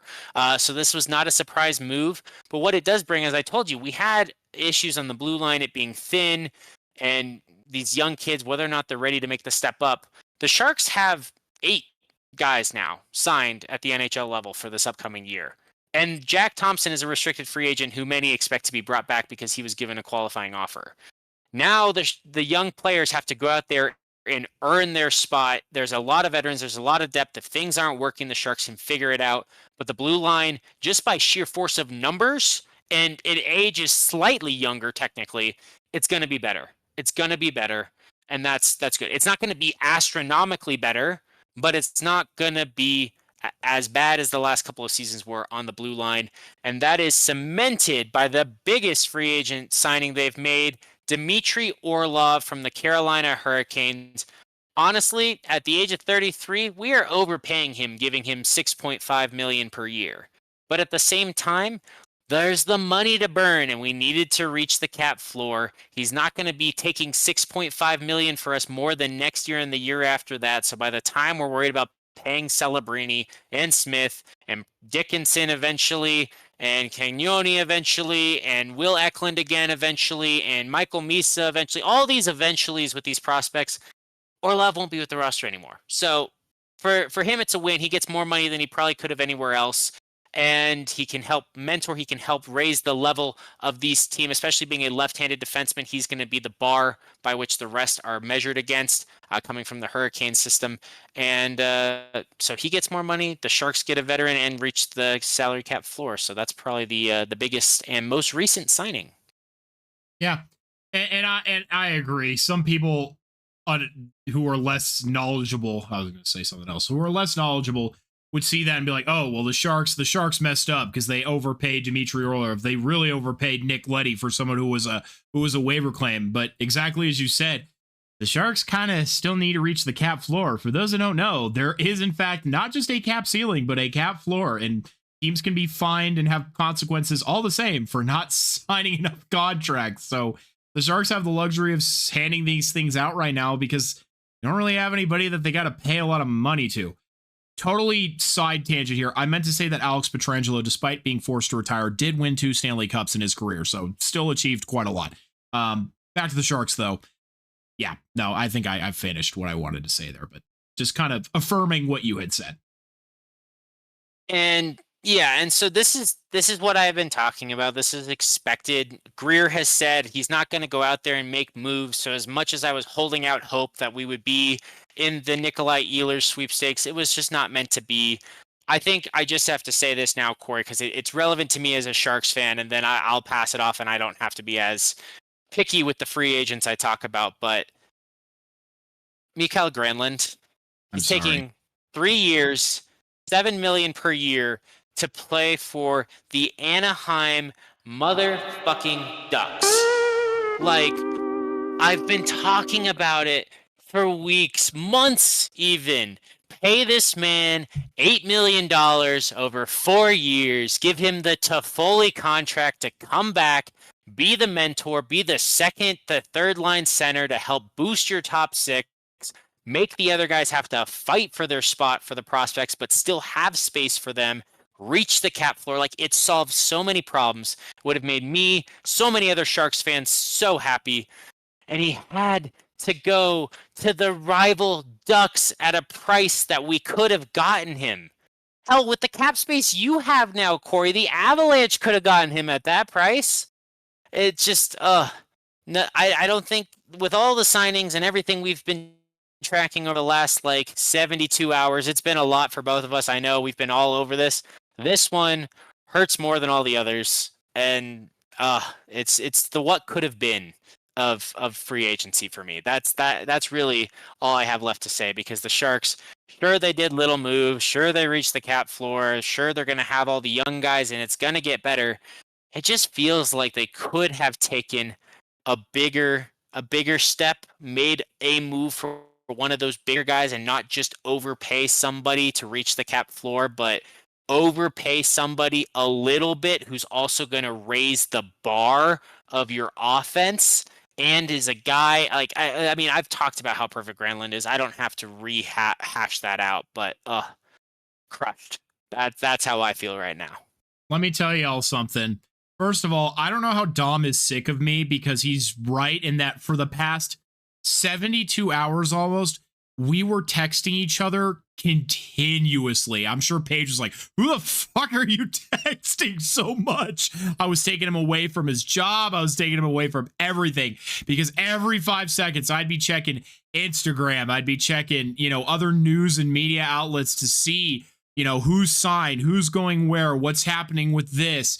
And I mean, it was really fun, because Dom and I were all over it this year. It felt really rewarding in a way to be involved in free agency, and for Dom and I to have a dialogue constantly going. So it was super fun, honestly. Again, don't know how you're not totally sick of me, Dom, but what was truly funny is Dom and I were actively talking about Mikael Granlund. I refresh my page and I see Mikael Granlund to the Ducks, so I immediately have to turn around and be like, oh boy, I have to drop this news on my bro. And I delivered it in the most direct way possible, because there was no point in letting him down gently. But oh man, I felt terrible having to tell you that.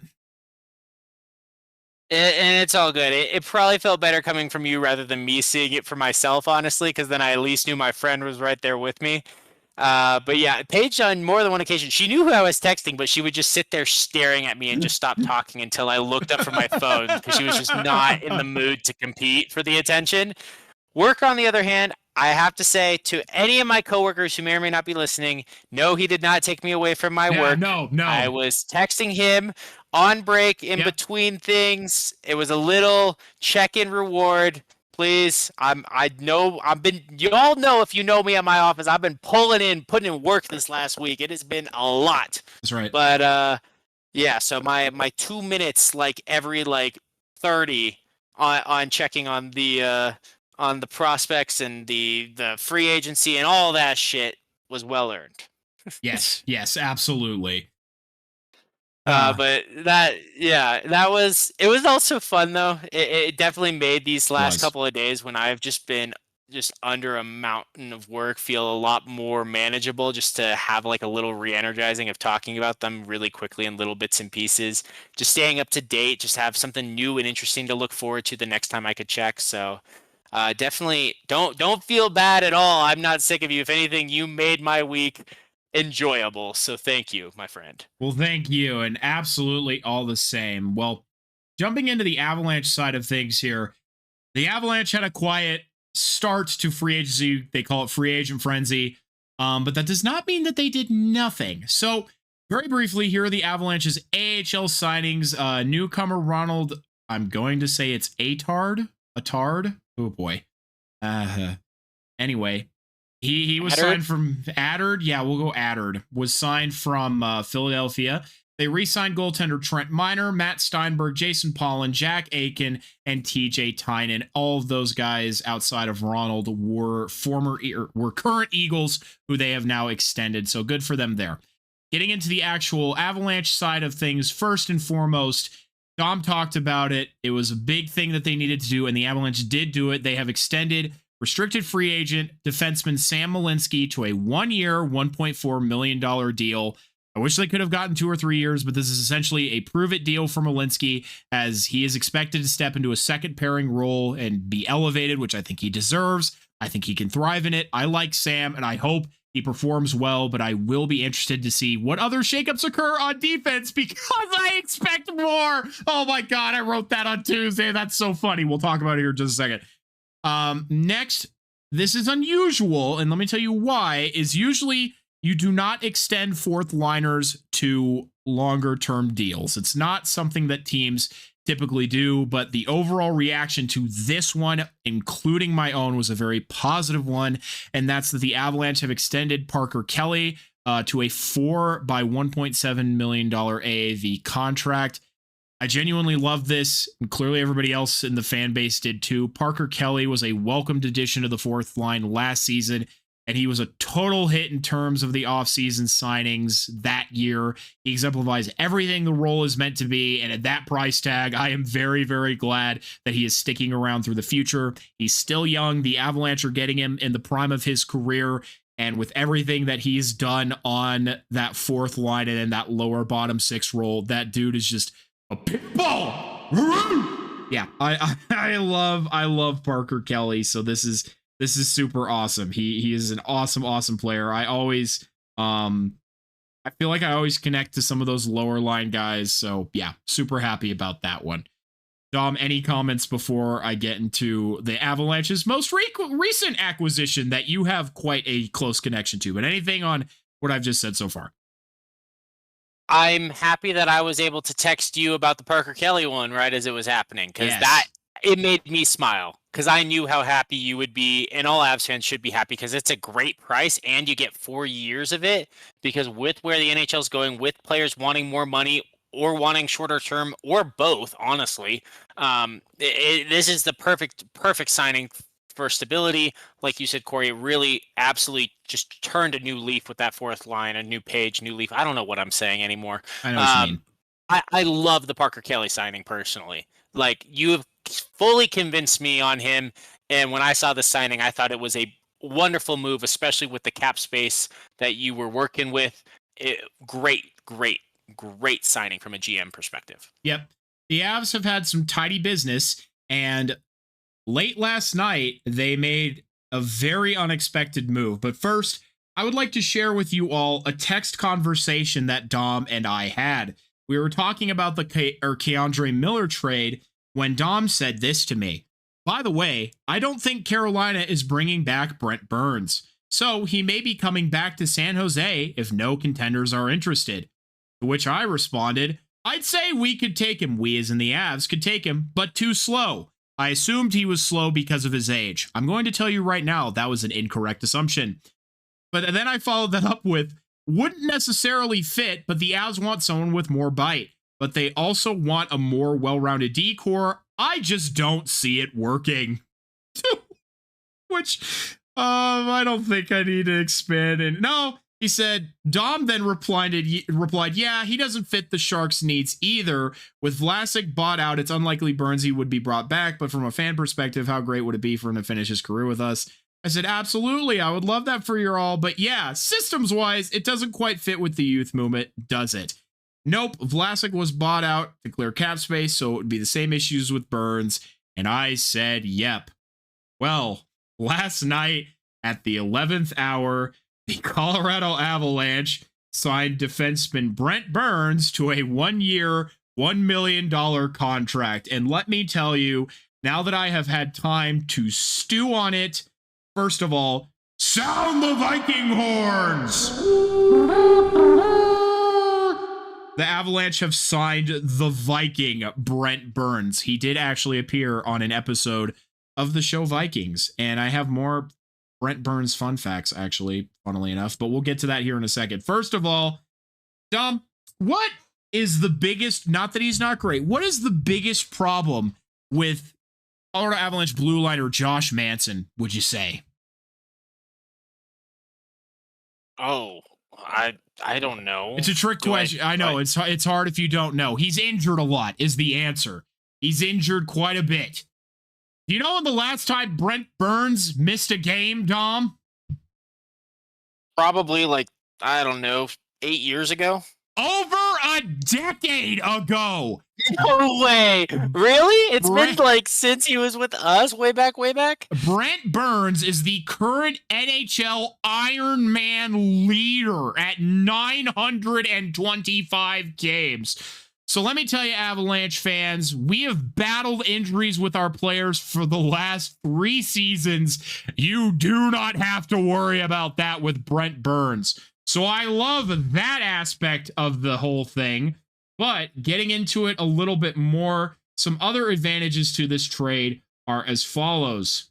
Let me go ahead and pull up. Here we go. Excellent. Archive. Here we go. There it is. So another thing is Brent Burns is not a pylon. He can still contribute. He had nearly 30 points last season, which is great. He's a right-handed puck mover, so he can still speed that puck around the ice. He's a minute muncher. He played over 20 minutes per game last year and was trusted in a high-level role against the Florida Panthers. And according to the Disaster Bros and the Canes fans, they played very well. So that can help take some pressure off of some of the top guys, so you don't have to deploy Cale Makar and Devon Taves so heavily. And he can still beat ass. He is Brent Burns after all. And at that kind of money, despite there being $3 million in performance bonuses, that goes onto the cap next year if he reaches those bonuses. Don't ask me what the conditions are. I don't know. But he has to even reach those bonuses. There's basically no risk, but I've heard only good things about Brent Burns. People have spoken very highly of him. And I frankly am very, very excited to see what he's going to bring to the Avalanche's blue line. Like I said, that right-hand side is just absolutely dynamite now. And he also can kill penalties, which at times the Avalanche admittedly struggled with last year. So now you've locked up Parker Kelly, who's one of your best penalty killers, and you've brought in Brent Burns to help you kill penalties. And this dude's been doing it for 22 years. He knows what the fuck is up. And at the end of the day, this is Ray Bourque Part 2. Brent Burns has been in the league for 22 years. Don't think that just because he's 40, he's old and out of shape. This motherfucker is chiseled from granite. Dom, can you sell everybody even more on Brent Burns than I already have? I mean, you have the most amount of experience with him. I mean, you called it right when you said it the first time. He's a Viking. The man's beard is both like majestic and disheveled at the same time. The only injury he has is not even an injury, and it's to his face. It's his missing teeth, like a true hockey player of old, like a true Viking. Always like, just Avs fans, just wait until pregame warmups when you see him flash that no teeth smile, just this grin, this massive bearded man with missing teeth, just smiling like a little kid, having the best time of his life, even at the age of 40. It's really a blessing and a pleasure to watch him. One of my favorites, one of my first Sharks jerseys of a player that I still have in my closet. If I'm getting an Avalanche jersey, it's going to be tough between him and Blackwood, who I get, and I still think I need to get a Makar one at this point, commit to the bid as being a host of an Avalanche podcast because, God, I love watching Makar play. But that's not what this is about. Brent Burns, consistency. He was always, like you said, just like he wasn't injured, he was always consistent. Even when he made a mistake, he finds that extra gear, even as he's slowed down a little bit with age, to get back and to recover defensive position, to make a poke check. So he's a very reliable person, especially as a defenseman in 2-on-1 situations when you're on the wrong side of that. I think that's a great benefit to have, and while he doesn't shoot as much as he used to, he is still super great with his hands, moving the puck at the blue line, and has to be respected because when he wants to, he does still have a shot. Like I said, it might not be as fast as it used to be, but the power is still there, at least most of it is. Brent Burns also scored on the Avs last year. He only had 6 goals, but one of them was on the Avalanche, I'd like to point out. Also, for anybody who may be bummed that we didn't retain Ryan Lindgren, I don't know how to read all of the metrics yet. I need to learn. But essentially, Brent Burns outperforms Ryan Lindgren in every possible major metric. So Be happy. The Avalanche made a great choice here. I can already see him being a fan favorite. I am super stoked. Although he can't wear his normal numbers.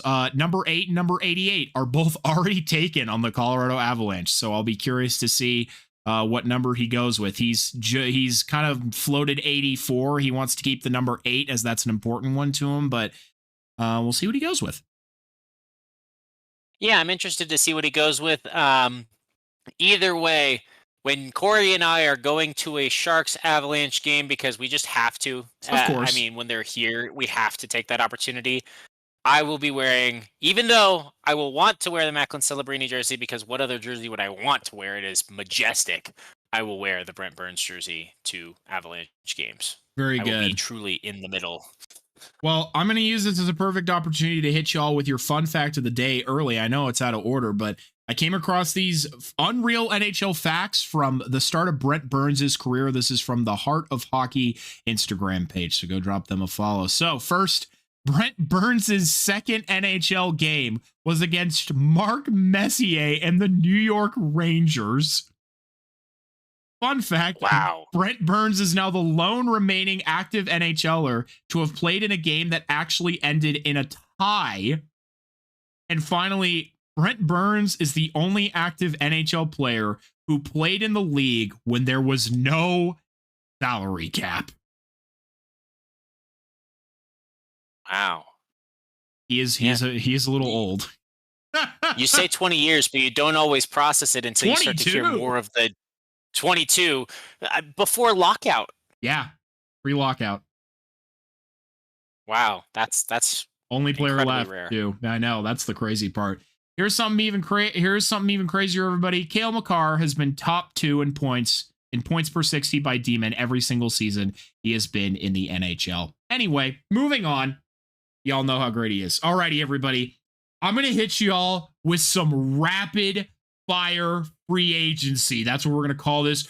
Rapid fire free agency. All right, Dom, are you fucking strapped in for this?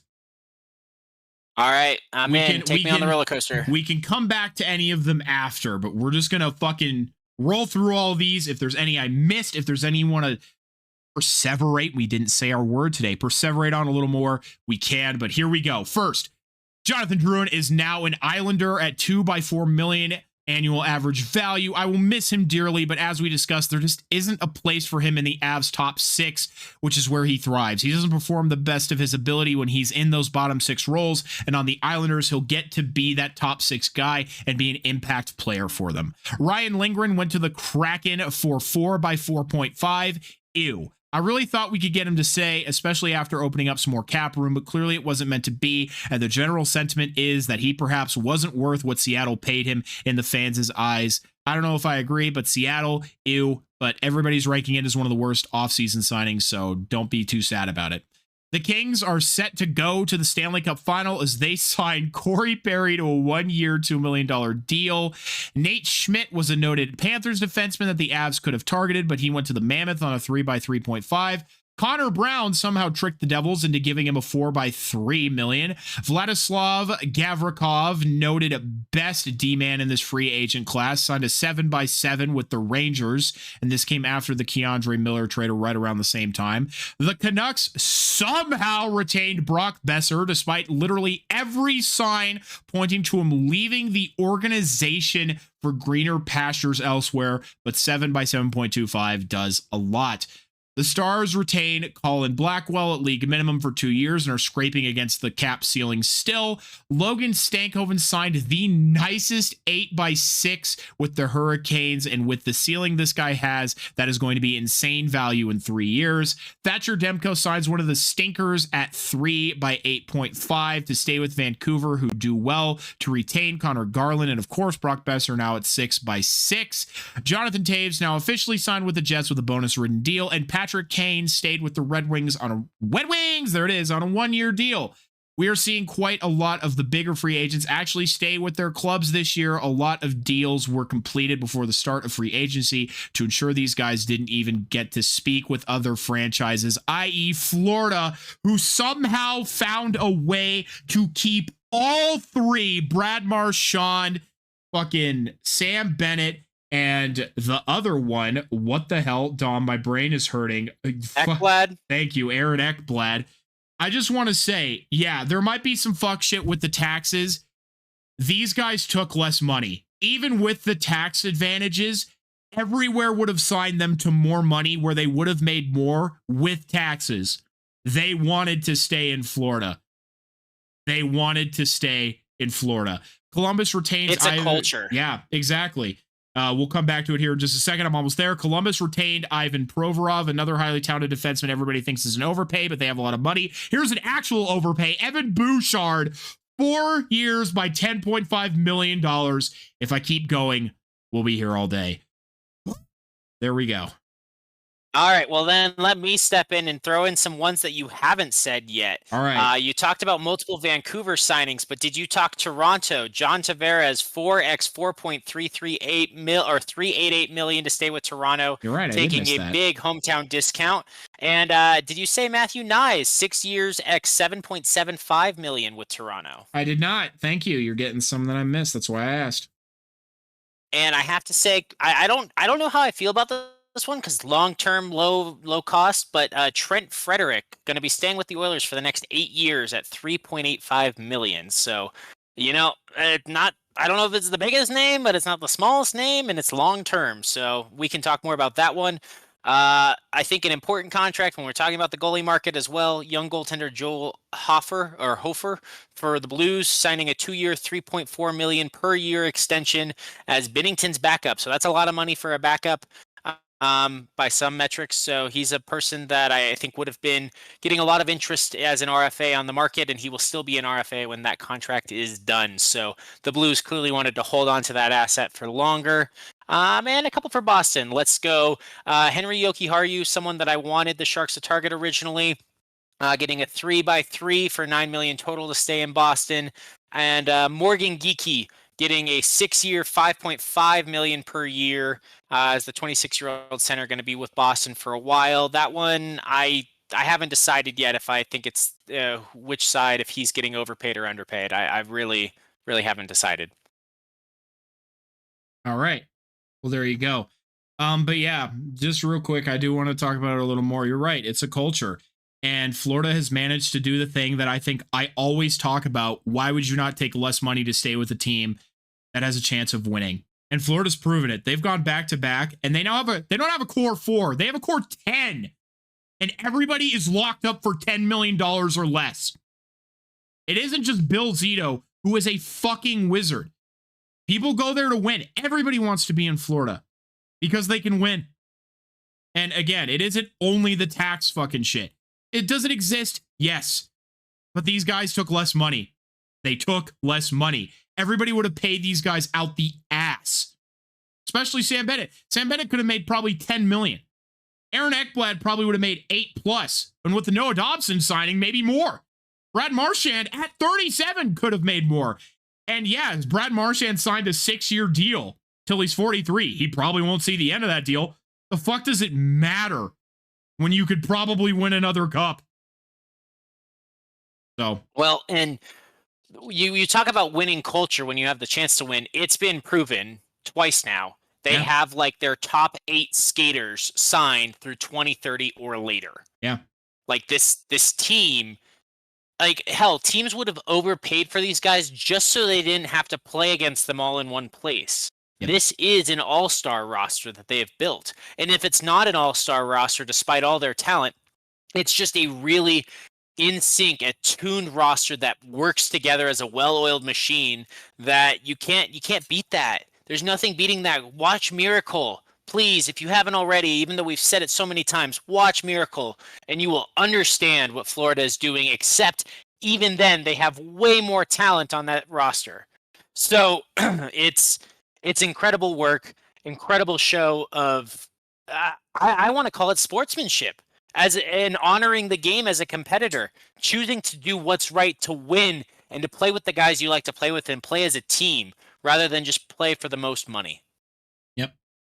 And I mean, Sidney Crosby's always been, an exemplary example of that. And now the Panthers have total buy-in from these guys. Rightfully so. So this team's going to be good for a long time. But as we keep saying, there is one team who can stop a Florida dynasty. And I'm feeling really good going into next season. So I'm excited. Well, free agent. Yeah. Sorry. Oh, sorry. I was clearing my throat. I was just going to say, and I think you should feel good going into the next season. I do think the Avs are in a good position. Yeah, and I think they're about to improve it even more, but we'll see. Well, Dom, I would like to now take a dip away from all the news and talk about, in our final episode here, for those of you who are still here listening, thank you. Especially our loyal listeners, the 16 of you who show up every single week. You're awesome. We'll get to your thank yous in a second, but I'd like to talk about some of my top moments from this season, both from our season, Dom, on the Captain Avalanche Fancast, and from the Avalanche season as well. So in no particular order, here are some of my favorite moments that we had. One, the Oreo bracket challenge during March. I was so wait, hold on. I need to run this back. It needs to be more dramatic. Top moments from the season. You know, no, it's fine. It's fine. We're getting nice and close now, you know? So it's fine. It can be a little bit more personal, a little bit more chill.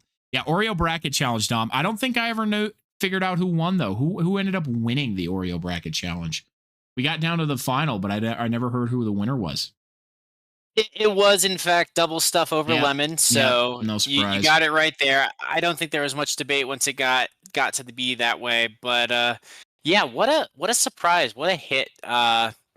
Shout out my coworker Caitlin, who helped organize it. I just created the bracket and was a nerd about brackets in general, but apparently now I have been requested, or I have joined the committee for fun that we have for the program to help the morale of all of the program members. And because the bracket was such a success, we will now be doing one twice a year because they just can't wait until March to do one again. So stay tuned, y'all. September for the Pringles bracket. If you have certain flavors you think should be included, I'm sure that some of them might be obvious, but some of them won't. So how about you send us an email, drop them in the comments, just however you'd like. Let me know what they are. I'd love to get some input as I help choose the flavors and commission the second bracket challenge. There you go. Dom, let's play ping pong again. So I got a top moment there. Now you give me one of your top moments. I mean, that was one of my top moments as well, obviously.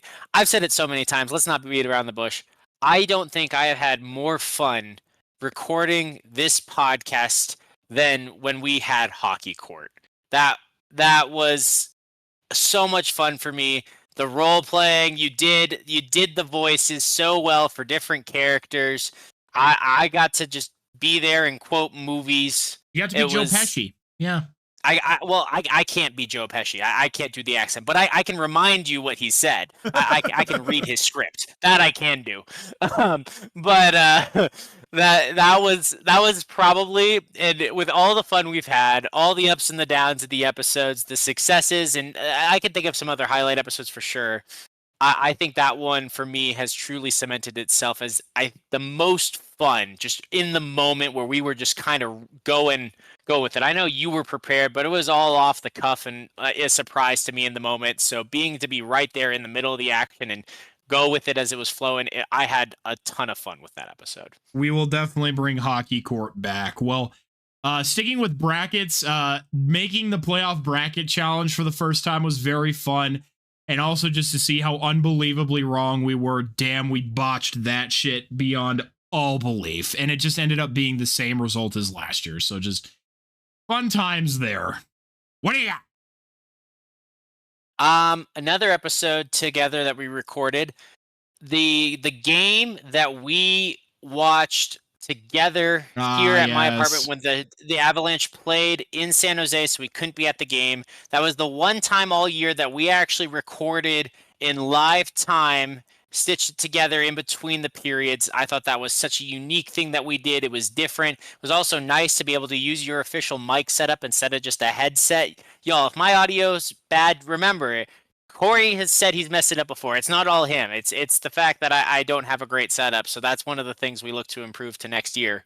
But that was really fun and cool and just a totally different dynamic to be in person recording together like that. Well, that's funny because one of my favorite moments was the actual Sharks game that we got to go to together. Because not only did we get to go to a hockey game, I got to meet your family. I got to hang out with you and Paige. The Sharks maybe got destroyed, but it was right around trade deadline time. Brock Nelson trade happened. It was an exciting evening. It was fun. You got to make your sister tear up with a very sweet gift. It was just great all around. I loved every bit of it. And it wasn't much different than last year going to Av Sharks in March. So I also had a great time. It was really great to get to see you for a game and have my family there. And I didn't realize it would have such an impact on my sister, but I'm glad it did for her. And that certainly has brought her and I closer even just a little bit. But for me, the most fun Avalanche game that you and I went to, the one. Oh, yeah. It can only be Game 6. Yes. That was one night where everything else, I will never stop being a Sharks fan. I will bleed teal. But for one night, I was as Avalanche and Avs fan as I could ever be. Like, that was so much fun getting into it. There was a roller coaster of emotions. That second period put me on edge. But wow, what a game. Blackwood held firm in the end for them to force a Game 7. I don't think I've been at a more thrilling hockey game in person in my life than that game. So I think that one goes down as like my favorite hockey game I've been to all time. Absolutely. And I mean, going right along with that, obviously that was one of my favorite memories, but then that was my second playoff game because my first was the game I said I would never miss for the world. And that's when Gabe Landeskog made his return.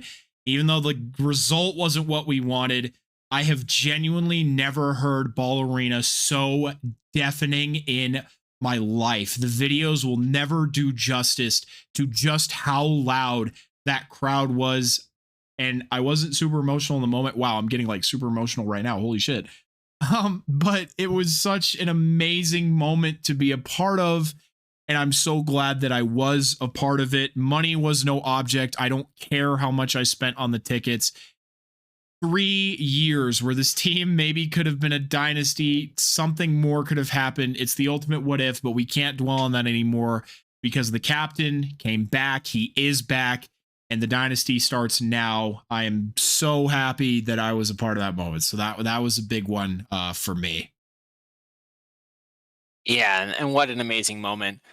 And I wasn't able to be a part of this moment in person, but for me, I think a great moment from the season, I'm going to pivot a little bit to the Sharks, and that was opening night with the vibes and just how amazing it was for Thornton's retirement ceremony. And well-deserved to start the season with him being his jersey retired for the Sharks going up in the rafters. That's how we start the season. And by season's end, he's in the actual Hall of Fame. I think that's just for such a bad season, bookended in such a good way, poetically, with a Sharks all-time great with Joe Thornton, with Jumbo Joe.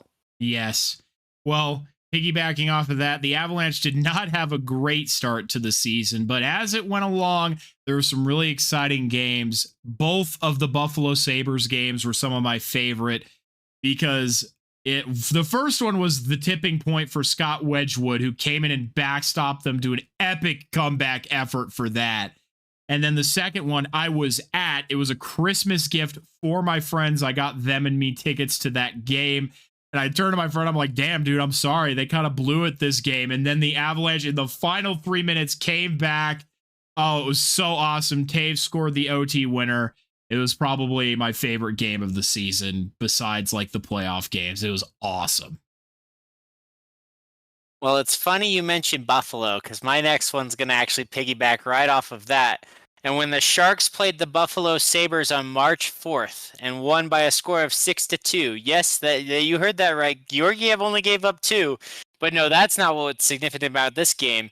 Corey, that's when the sleepover line was born, with the bet that had Will Smith, Macklin Celebrini, and Tyler Toffoli all scoring a goal in the same game and therefore all sleeping in the same hotel room having a sleepover. That and the sleepover line played together a lot for the remainder of the season. But what a popular line with San Jose fans, with myself included. A funny story. That's when it was born. Well, Dom, I am going to share my favorite moments from the Sharks season, and that is when SJ Sharkey took a soccer ball to the dome. Because I don't think they meant to hit him that hard, but man, did those kids mollywop your mascot. Well, and you know what? Just to fit with that, but Sharky going to the Hall of Fame. Yes. Like, shout out Sharky, man. He earned that. I think that hit to the face is just one of those moments where he earned it for sure. Yeah,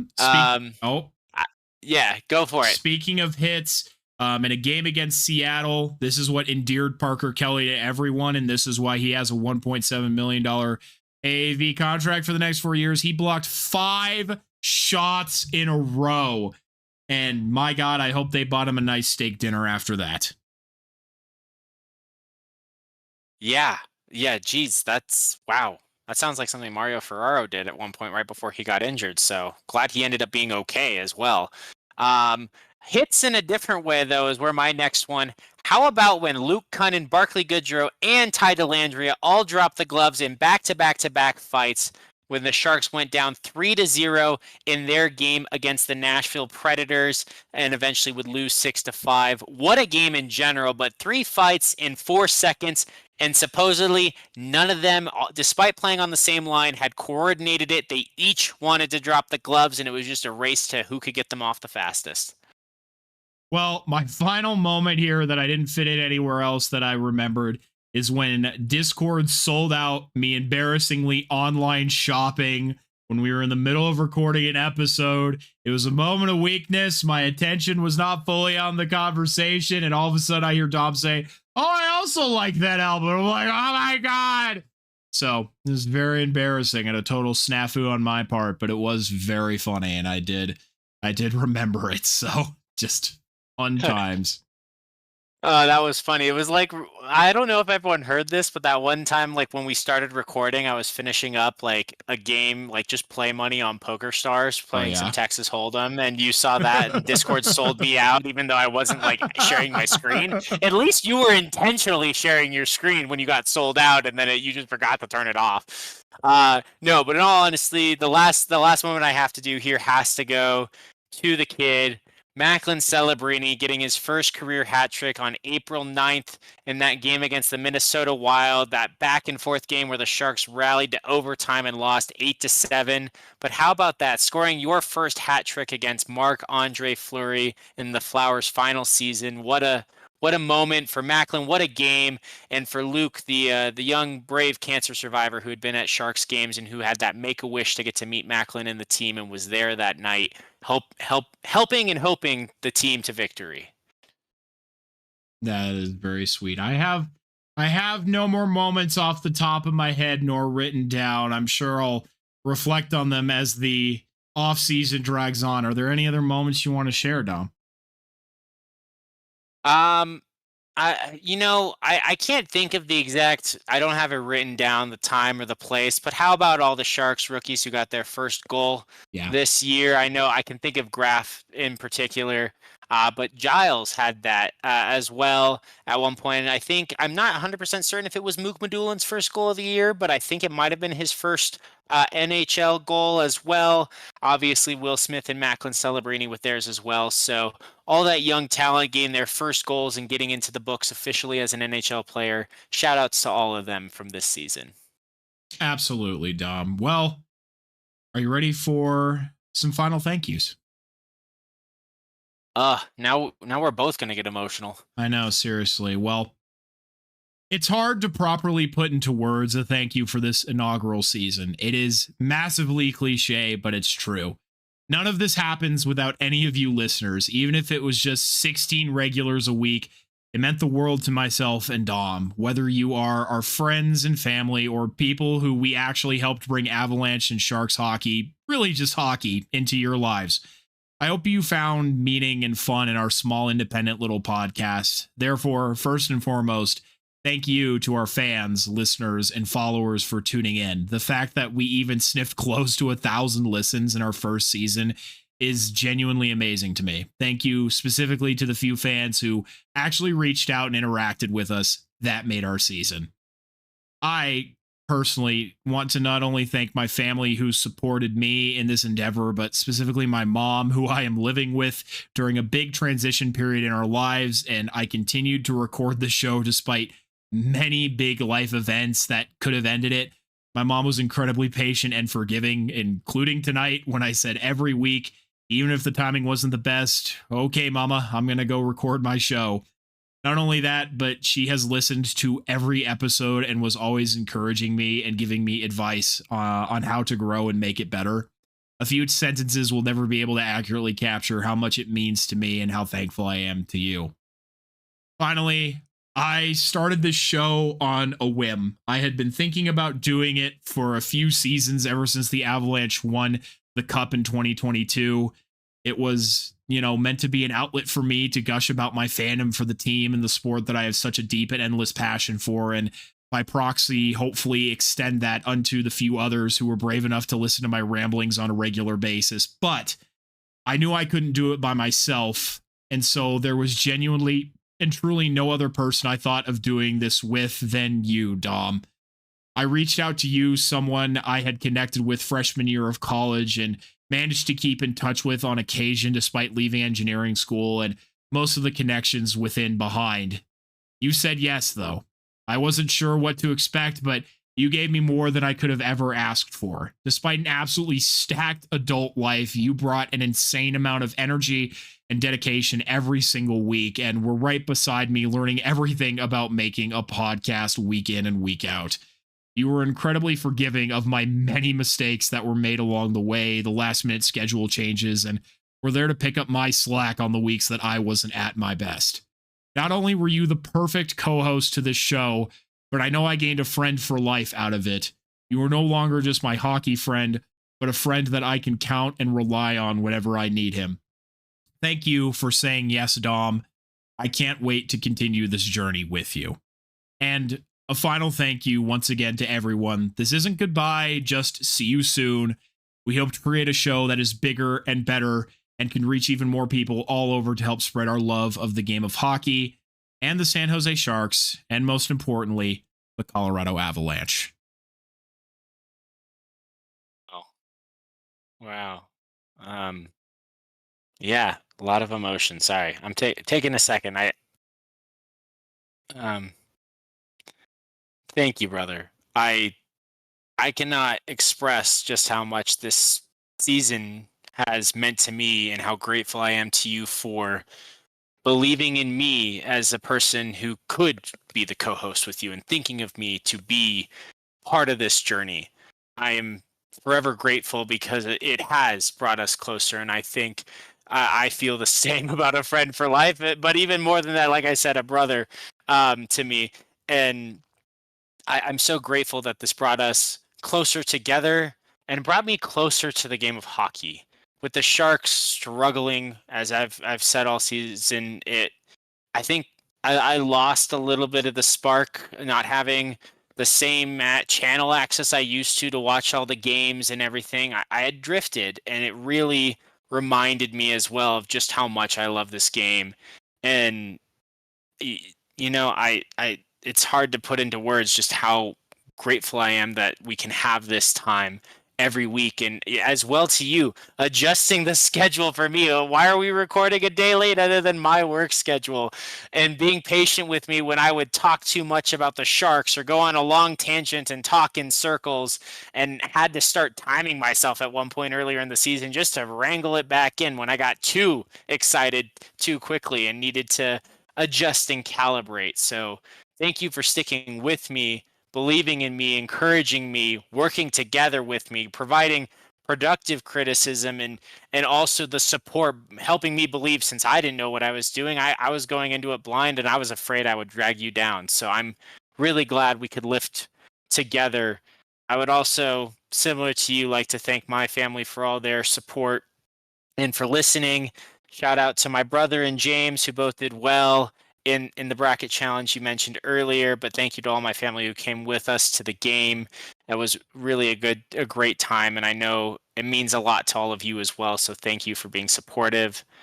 The final biggest thank you to a part of my family as well, in a way I have to give, is to the lovely Paige for supporting me in this every week, to take the time to be writing down notes on the weekend, watching more games, and spending that what limited time I have, a little bit less of it together, having one night a week where she knows I'm just going to be locked in the other room and busy for a couple of hours. So the biggest thank you to her for supporting me throughout the season, and to our little baby Cleo, not an actual baby, y'all, a dog, but we baby the shit out of her. So thank you to both of my little ladies in the house for supporting me on this journey. But like you said, Corey, my biggest thank you goes to you, brother. Thank you for bringing me on this journey and helping me grow as a person and talk about this, grow as a hockey fan, become a better friend to you. I'm forever grateful for all that this has given. And yes, a final thank you to all of you who listen and stick through all of my long rambles like I just had now.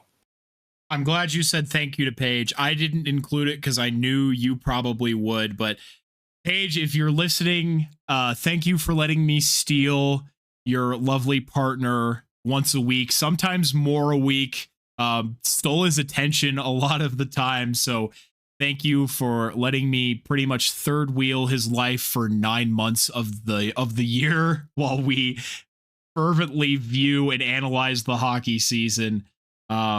So really excited, looking ahead to the future. I'm so stoked, I think, to do more. This was so unbelievably fun. I'll probably miss it a little bit during the off season here because this was always something to look forward to, but I am in my seasonal depression as there is no more hockey now and free agent frenzy is slowing down. You can keep up with updates on our social media profiles. We will definitely throw more on the Captain Avalanche Instagram, so follow that if you haven't done so already. But I hope everybody knows I'm not going to speak to Dom even once now in the summer. This was the only reason for me to talk to him, so now I'm not going to talk to him anymore. Sorry, Dom. Oh, well, you go from being a hockey friend to a friend for life to a ghosted all in the span of like 5 minutes. Never. Well, Dom and I actually have to arrange our date night so I can go over and watch the Mighty Ducks movies because I haven't seen them yet. So now that we're not recording this show, that's probably what we're going to do. But I hope genuinely that you all enjoyed this season. I know that I did. I already have a lot of plans for, I think, what we want to do next year. But again, we want to hear from you. So please, by all means, reach out to us. Tell us what you want to hear. Tell us what you love to hear. And we'll make it happen. Yeah, we're looking forward to bringing something new and different next year, taking what we learned from this year and improving and making the next step forward without losing the let's call it the charm of our little intimate setting of this podcast, and the fact that it's just you and I and just going from a fan perspective. So we never want to lose that. But your perspective as fans, as listeners, is just as important to us, and that's why we ask for it every time, because you are just like us. We might spend a little bit more time, a lot more time, or maybe even less time than you. So that's why we want to hear from you and get your thoughts, like we've always said. And we just thank you again. Really appreciate you, all of you, no matter how many, no matter how long you've listened, even if it's just been for one episode. Thank you for taking a chance on us and giving us a chance to keep pursuing this hobby, but in a way, this dream as well. Yes, absolutely. Well, are you ready to take it home for the last time, Dom? Take us away. Well, everyone, the clock is counting down to the final horn. We really appreciate you taking the time to listen to this season of the Captain Avalanche Fancast. Did you know there is a comment section where you can leave your thoughts and questions? If you have something you want to know about the Avalanche, Sharks, or just hockey in general, leave it below or anywhere else, and we'll be happy to try and answer it. There's also a unique poll for you to interact with every episode. The best thing you can do if you like what we're doing here is to follow us on whatever platform you're using and to share this podcast everywhere you can, whether that's with your mouse or your mouth. I'm Captain Avalanche Corey. And this is Dom from the tank. Thanks, everyone, once again for tuning in. We'll see y'all next season, and we're very much looking forward to it and hope you are too.